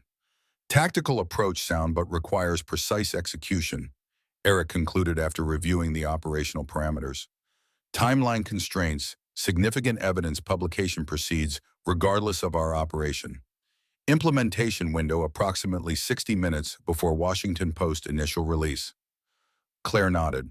Operational parameters. Claire created apparent system malfunction in Palmer's conventional security monitor, classified communication channels, extract direct evidence, connecting Palmer to Phoenix Dawn operations, maintain extraction capability throughout operation. Ghost Team shifted to immediate implementation. Rivera established monitoring protocols for Palmer's secured channels, while two Ghost Network operators with signals expertise prepared specialized equipment designed to create targeted system disruption in conventional security platforms. Eric coordinated overall operational security, ensuring defensive posture maintained at Haven, while deploying necessary resources for the Georgetown operation. Operational team prepared, Eric announced after 20 minutes of intensive preparation. 4-person tactical unit positioned near Palmer's Georgetown residence. Specialized equipment configured for targeted system disruption without triggering comprehensive security alerts. Communication monitoring established, Rivera confirmed. Secure channels identified and surveillance protocols implemented. Any direct communication from Palmer regarding Phoenix Dawn operations will be captured and transmitted to Washington Post simultaneously with financial evidence. Execute on my mark, Eric instructed, assuming command responsibility for the high-risk operation. Precision implementation, essential system disruption, sufficient to trigger contingency protocols without activating comprehensive security response. The Ghost Network team acknowledged command maintaining professional discipline despite operational tension. Execution authorized. Eric confirmed, giving final approval for the Georgetown operation. Implement targeted system disruption and monitor classified channels for Palmer's response. The tactical display showed the Ghost Network team activating specialized equipment designed to create apparent malfunction in Palmer's conventional security systems. The approach utilized advanced electronic warfare techniques, disrupting specific system components while leaving monitoring systems operational, creating impression of technical malfunction rather than deliberate intervention. System disruption implemented. Rivera reported monitoring tactical feed from the Georgetown team. Conventional security experiencing apparent power fluctuations and communication anomalies consistent with technical malfunction. Classified systems remain operational as planned. Security team responding. Rivera continued his operational reporting. Standard protocols implemented system diagnostic, perimeter verification, communication check with central monitoring, exactly as anticipated. Monitoring secured communication channels. Rivera reported focusing on classified systems monitoring. Security team implementing escalation protocols, system malfunction persisting, despite standard diagnostic procedures. Contingency communication with Palmer imminent. Incoming communication on secured channel. Rivera announced professional discipline, maintaining despite the operational breakthrough. Palmer responding to security team's escalation report. The secured communication appeared on tactical display showing encrypted transmission between Palmer's Pentagon position and his resident security system. Palmer's initial communication followed standard security protocols requesting system status, instructing diagnostic procedures, establishing contingency parameters. Nothing that connected directly to Phoenix Dawn operations or compromised missions. Continue monitoring, Claire instructed, professional assessment, recognizing current limitations. Standard security protocols establish communication channel, but don't provide operational content. We need Palmer to reference Phoenix Dawn directly. We need to escalate his response. Claire assessed as minutes passed with only standard communications. The system disruption creates communication channel, but doesn't trigger operational content. Palmer's maintaining standard security protocols without referencing classified operations. Modify the disruption pattern, she instructed. Current implementation appears as technical malfunction. Shift to pattern suggesting deliberate intervention, specifically targeting secured file section. Rivera relayed the modified approach to the Georgetown team, who adjusted their electronic warfare implementation accordingly. The system disruption shifted from general technical anomalies to specific pattern, suggesting deliberate targeting of secured file storage areas, creating impression of attempted access to classified information rather than random malfunction. Modified disruption implemented, Rivera confirmed. Security team reporting, apparent intrusion attempt, targeting secured file section. Escalation protocols activated. The tactical adjustment achieved immediate effect. Palmer's communication patterns shifted from standard security protocols to heightened operational concern, his language reflecting increased urgency regarding potentially compromised files. He's responding. Rivera reported monitoring the secured communication channel, instructing security team to implement Protocol Omega classified contingency specifically designed for compromise of Phoenix Dawn operational files. The tactical display showed Palmer's explicit reference to Phoenix Dawn protocol's direct confirmation, connecting him to the classified operation in documented format that couldn't be explained as legitimate security function. We have it. Claire confirmed professional satisfaction, evident despite maintained operational discipline. Explicit reference to Phoenix Dawn protocols in documented communication from Palmer's authorized security channels. Direct evidence connecting him to classified operation outside legitimate oversight parameters. Transmitting to Washington Post. Rivera reported implementing final phase of their tactical approach. Evidence package updated to include Palmer's direct communication regarding Phoenix Dawn protocols. Publication timeline unchanged, initial release proceeding in 20 minutes. And the Georgetown operation had achieved its objective, creating additional evidence, connecting Palmer directly to Phoenix Dawn operations in documented format that couldn't be classified or explained away. Georgetown team implementing extraction protocol. Eric reported maintaining operational focus on team security. Clean withdrawal, no indication of compromise or detection. Mission parameters achieved without exposure. As the Georgetown team completed their extraction, Claire shifted her tactical focus to monitoring Palmer's response to imminent evidence publication. The tactical display showed increased activity at his Pentagon office emergency meetings with legal counsel, communication with political allies, preparation of official statement denying allegations. Washington Post proceeding with publication, Rivera announced monitoring media channels. Initial release appearing on digital platforms now. Full disclosure package following in staged implementation as planned.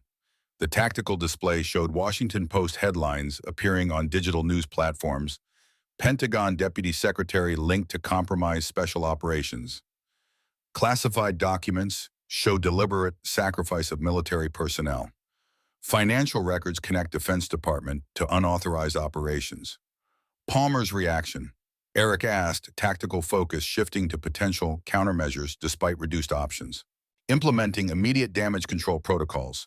Rivera reported monitoring Pentagon communications. Official statement denying allegations claiming national security context requires classified understanding, suggesting deliberate misrepresentation by disgruntled former personnel. As anticipated, Claire observed, standard containment approach through controlled narrative. But the combined financial records and direct operational communication significantly undermine that approach. The tactical display showed increasing media coverage as additional news organizations picked up the Washington Post reporting. The evidence publication had achieved critical mass public visibility, extending beyond Palmer's ability to contain through classification or controlled narrative. Congressional response. Eric asked tactical assessment, tracking, institutional reaction to evidence publication. Multiple committee chairs announcing immediate investigations. Rivera confirmed. Armed Services Committee, Intelligence Oversight, Government Accountability Office, all initiating formal inquiries. Pentagon Inspector General implementing security protocols for evidence preservation. Team Alpha status update, Rivera continued. Andrews Base Commander ordering security team withdrawn based on media reports. Team Alpha personnel being isolated for security debriefing, but under base commander's authority rather than Palmer's security team. Mitchell, Hayes, and Wilson, protected by institutional response, Rivera confirmed. Pentagon leadership implementing comprehensive security protocols following media exposure. Palmer's authority effectively suspended pending investigation. The operational situation had transformed dramatically, Palmer's position shifting from powerful authority with classified resources to potential criminal subject under public investigation. The evidence publication had created accountability mechanisms beyond his ability to control through conventional means. Palmer's current location, Eric asked tactical assessment tracking potential direct threat despite reduced capabilities. Moving from Pentagon to private residence, Rivera reported monitoring security feeds. Security detail reduced by half, institutional response, limiting his official protection resources. Arriving Georgetown residence within 20 minutes. Ghost Network assets report increased private security activity at multiple locations connected to Palmer. Rivera continued monitoring intelligence feeds from their extended operational network. Unofficial resources being mobilized outside Pentagon authority. Potential preparation for unauthorized containment operations despite institutional response. Claire exchanged tactical assessment glances with Eric, both recognizing the operational implications. Palmer's official capabilities had been severely restricted by evidence publication and institutional response, but his decades in intelligence and defense communities had established extensive unofficial resources outside conventional oversight. Maintain defensive posture. Eric instructed command responsibility, prioritizing operational security despite improved tactical position. Evidence publication changes operational parameters, but doesn't eliminate potential threat. Palmer maintains unofficial resources outside institutional control. Claire's tactical instincts refused to settle despite the operational success. Something about Palmer's response pattern still didn't align with his strategic history containment protocols. Too reactive damage control, too conventional for someone with his calculated approach to risk management. We need to establish direct surveillance on Palmer's Georgetown residence. She concluded, tactical assessment identifying information gap despite evidence publication success. His movement from Pentagon to private residence suggests preparation beyond standard damage control. We need to determine operational intent before considering mission complete. Eric considered this assessment with command responsibility, balancing improved position through evidence publication against potential threat from Palmer's unofficial capabilities. After careful consideration, he nodded agreement. Tactical surveillance team authorized, he confirmed. I'll lead the surveillance team with Claire and Rivera. Limited engagement parameters, observation only. No direct intervention unless defensive necessity confirmed. Within 30 minutes, the surveillance team established position in an apartment building across from Palmer's Georgetown residence. The location provided optimal observation capabilities while maintaining sufficient distance to avoid standard security detection. Perimeter observation established, Claire reported through secured communication channel to Haven Command Center. 8 unofficial security personnel identified movement patterns and equipment profiles suggesting private contractors rather than official resources. Defensive positions established at all potential access points. Internal visibility, Eric asked, as he adjusted specialized surveillance equipment. Limited through standard methods, Claire acknowledged. Thermal imaging showing approximately 12 personnel inside residence distribution pattern, suggesting security operations rather than social gathering. She continued studying the security team's movement patterns with professional precision. Movement patterns inconsistent with standard defensive protocols. Personnel concentrating in Eastern Wing rather than maintaining distributed coverage. Equipment transfer occurring between vehicles and residence profile consistent with specialized communication systems rather than defensive weapons. Preparation for extraction rather than defense, she concluded after careful analysis.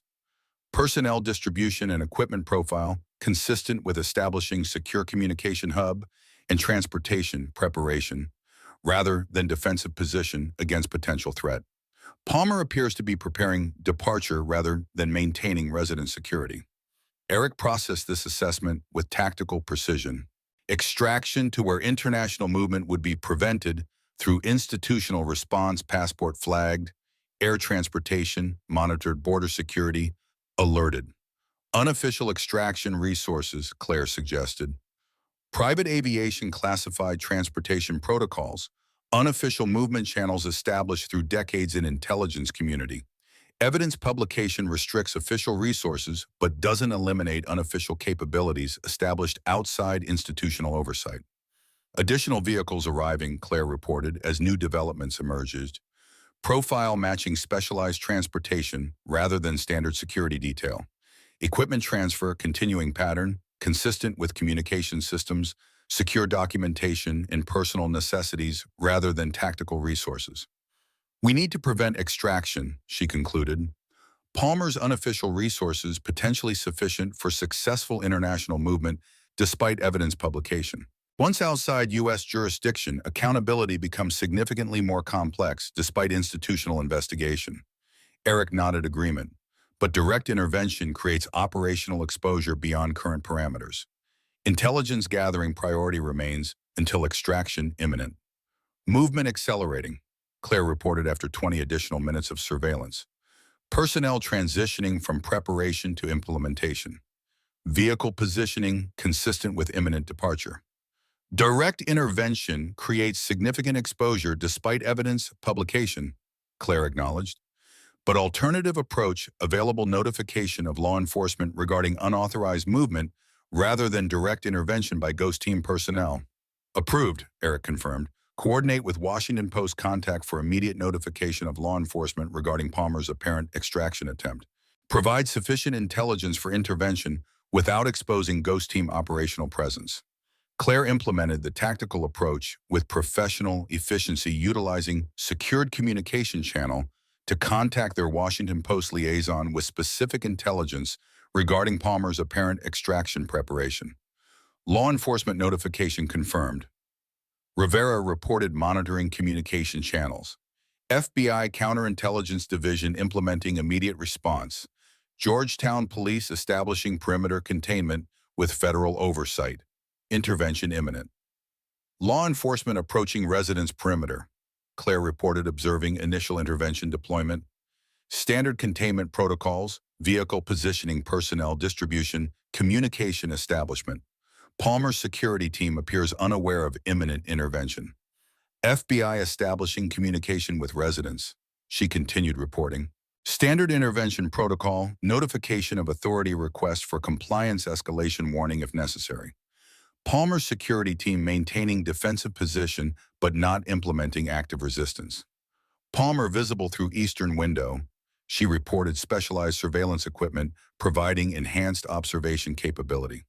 Communication with security team leader movement suggesting documentation handling rather than resistance preparation. Potential evidence destruction rather than extraction continuation. FBI initiating direct approach, she reported as tactical team moved toward residence entrance. Palmer's security team not presenting visible resistance. Perimeter personnel maintaining defensive position but without weapons display or active opposition. Minutes passed in tense silence as the law enforcement intervention proceeded. Then suddenly a commotion at the residence entrance caught their attention. Palmer in custody. Claire confirmed as FBI personnel emerged from residence with the former Deputy Secretary of Defense. His expression was a mask of cold fury as agents guided him toward an unmarked vehicle. As Palmer reached the vehicle, he unexpectedly looked directly toward their surveillance position as if somehow aware of their presence despite careful operational security. For a brief moment, his eyes seemed to lock with Claire's across the distance, a silent acknowledgement passing between hunter and hunted. "You have no idea what you've done." Palmer's voice carried clearly through their directional microphone. An FBI agent guided him into the vehicle. "This goes deeper than you can possibly imagine. Phoenix Dawn is just the beginning." The cryptic warning sent a chill through Claire's tactical assessment. Was it merely the desperate threat of a cornered man, or indication of operational realities beyond their current intelligence? Before she could process the implications, Palmer was secured in the vehicle, and the FBI convoy departed, taking the architect of Phoenix Dawn to face justice through legitimate accountability mechanisms. Mission objectives achieved. Claire reported maintaining professional discipline despite operational success. Palmer in custody evidence secured accountability mechanisms established through legitimate channels. The surveillance operation concluded with professional efficiency, intelligence gathering accomplished, law enforcement intervention, successful team extraction implemented without operational exposure. Back at Haven, the Ghost team gathered to assess the mission outcome and determine next steps. The operational display showed comprehensive media coverage of Palmer's arrest and the evidence connecting him to Phoenix Dawn operations. Congressional investigations had been announced, Pentagon oversight mechanisms activated, and Team Alpha officially relieved of deployment orders pending complete review of operational parameters. "We did it," Rivera said quietly, the simple statement acknowledging the culmination of years of effort against institutional corruption that had claimed countless lives.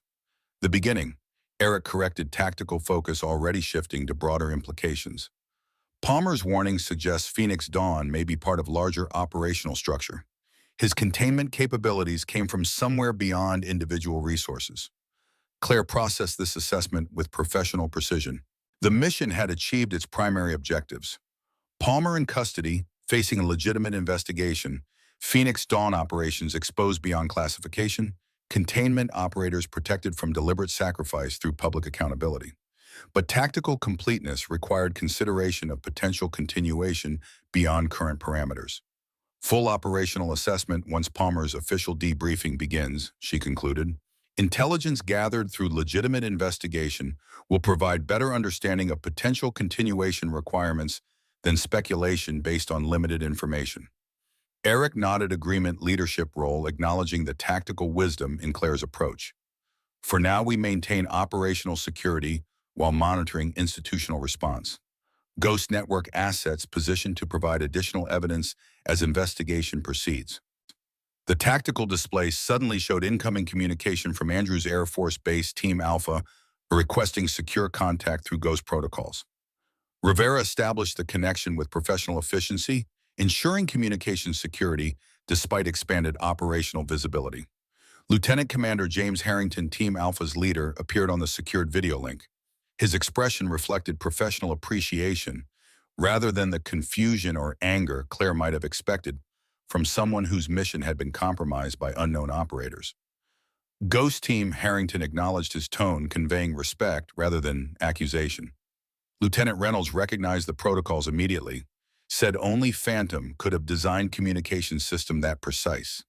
Claire maintained professional composure despite the direct recognition of her operational identity.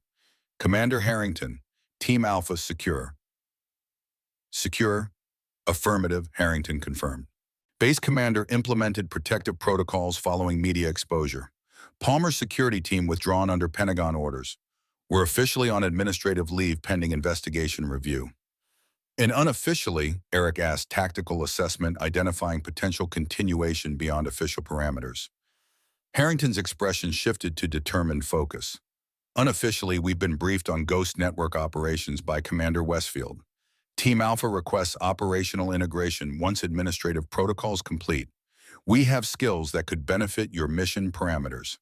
The request represented significant operational expansion active duty team formally connecting with the Ghost Network despite institutional separation. Claire exchanged tactical assessment glances with Eric, both recognizing the strategic implications of accepting Team Alpha's integration request. Proper channels once investigation establishes appropriate protocols. Eric responded, leadership role maintaining operational discipline despite expanded possibilities. Ghost Network operates outside conventional parameters by necessity, not preference. Institutional reform remains primary objective rather than parallel operations. Harrington nodded understanding. Understood. But know this, what you did today, saving operators from deliberate sacrifice, that's the oath we all took. To protect those who serve, not sacrifice them for political expedience. Team Alpha stands ready when you need us. The communication ended with professional acknowledgement, both teams recognizing the potential continuation without premature commitment to specific operational parameters. 3 days later, Claire stood on the porch of Haven, watching sunrise illuminate the North Georgia mountains with golden light that transformed the landscape from tactical terrain to natural beauty. The operational tension had diminished as institutional response proceeded through legitimate channels. Palmer facing criminal charges, Phoenix Dawn operations under comprehensive investigation, operators protected through transparent accountability rather than vulnerable to classified manipulation. Eric joined her, his presence comfortable in the shared silence of operators who had faced death together and emerged with mission accomplished. Mitchell wants to meet, he said finally. Hayes arranged secure location at Fort Benning, classified briefing room under her direct authority. He wants to thank you personally for bringing justice for Eric. Claire considered this with tactical assessment, balancing operational security against personal resolution that might provide closure beyond mission parameters. After 5 years of antagonism built on misunderstanding and grief, proper conclusion with Mitchell represented appropriate completion despite continued operational considerations. Acceptable, she confirmed. Operational security maintained through Hayes' authority. Personal resolution appropriate following mission completion. Eric studied her with the knowing assessment of someone who had operated alongside her through countless high-risk missions. And after that, Ghost Network could use your tactical expertise beyond this single operation. Phoenix Dawn may be neutralized, but Palmer's warning suggests broader concerns requiring continued vigilance. The question addressed the fundamental choice Claire now faced: return to anonymous existence, repairing weapons and running memorial miles in private penance, or embrace operational identity within Ghost Network's systematic response to institutional corruption. The tactical assessment was clear. Despite personal considerations, her operational expertise could save additional lives if integrated within Ghost Network's established parameters. Operational integration appropriate following Mitchell meeting. She decided professional precision masking, deeper personal acceptance of returning to the world she had abandoned 5 years earlier. Ghost protocols require update based on current intelligence capabilities. Training program for new operators necessary for expanded operational parameters. Eric allowed himself a genuine smile, rare expression from a commander who maintained professional discipline even in operational success. Welcome back, Phantom. Claire accepted the acknowledgement with characteristic reserve, but something had shifted beneath her operational composure. The weight of isolated guilt replaced by purposeful commitment to systematic response that would protect operators through legitimate accountability rather than classified sacrifice. 2 days later, Claire entered the secure briefing room at Fort Benning, where Mitchell waited with Hayes and Wilson. The former antagonist rose as she entered his expression, reflecting complex emotions beneath military bearing. Grief for his nephew mingled with gratitude for justice finally achieved through her operational courage.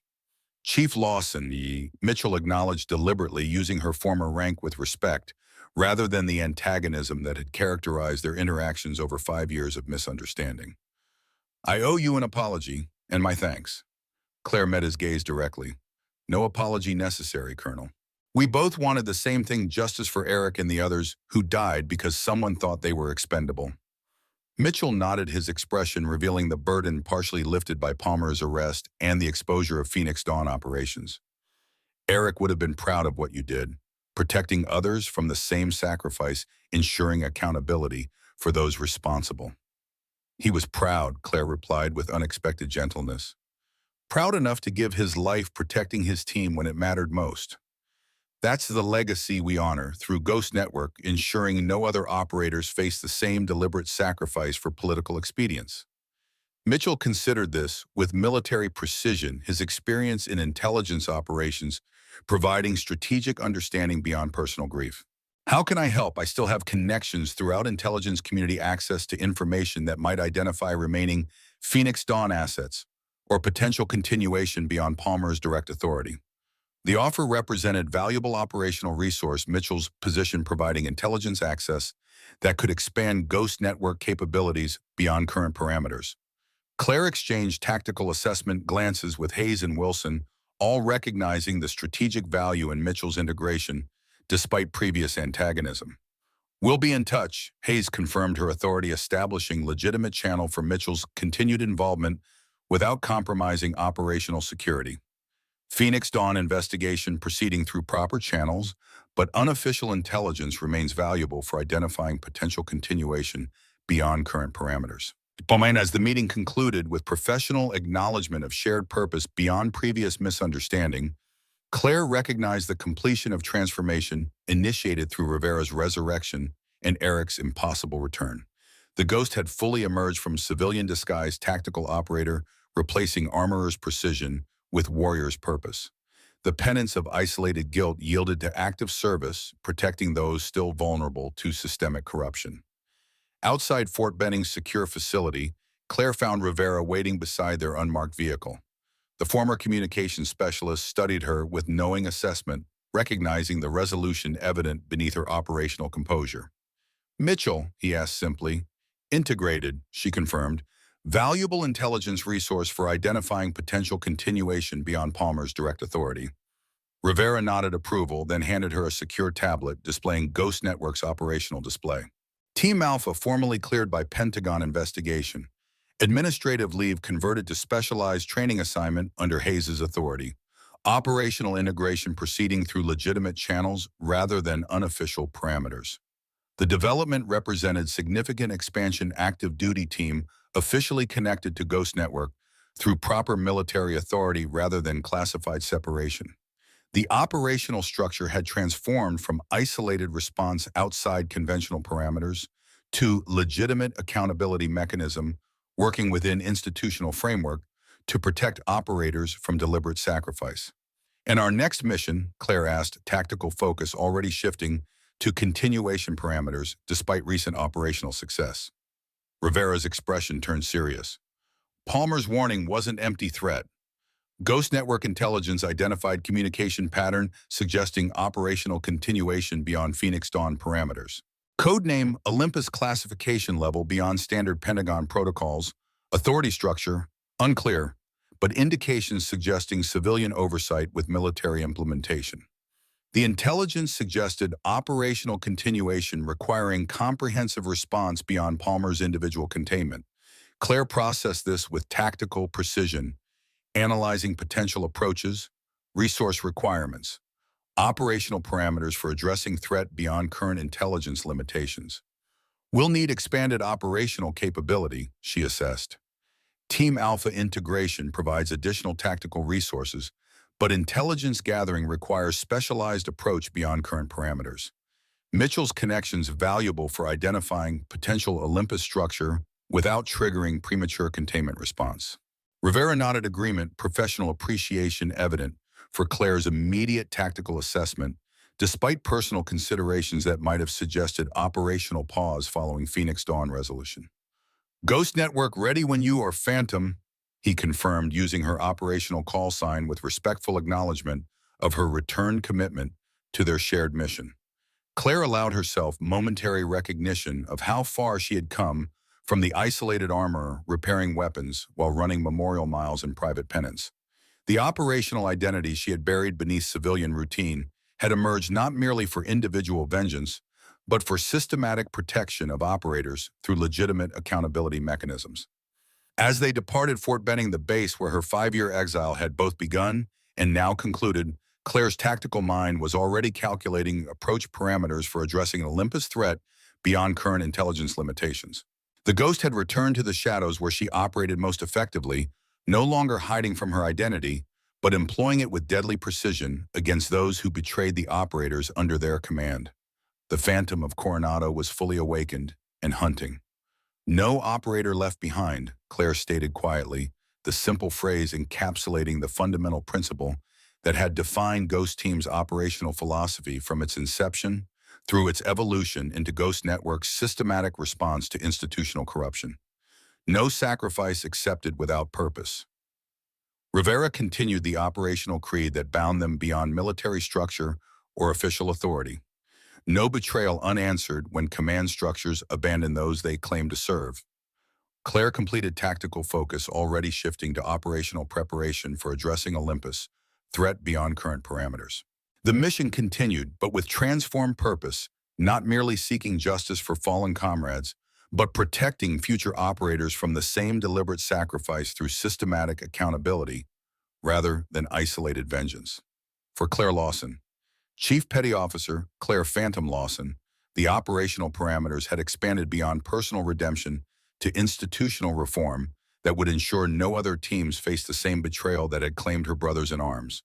The Ghost had returned not to haunt the past, but to protect the future. The Phantom moved once more through shadow, not to seek revenge, but to ensure justice. The legend had awakened not for personal glory, but for operational necessity that transcended individual identity in service to those who continued to stand watch on freedom's frontier. The hunt continued, but with purpose beyond vengeance, accountability that would protect the guardians who protected the nation, ensuring their sacrifice when necessary served legitimate purpose rather than political expedience or financial gain. For those who served in shadows, the greatest honor was being forgotten while their work endured forever. Their sacrifice written not in stone but in the lives that continued because they chose to stand watch in the darkness. The Phantom understood this truth better than most, and now she would ensure others did as well.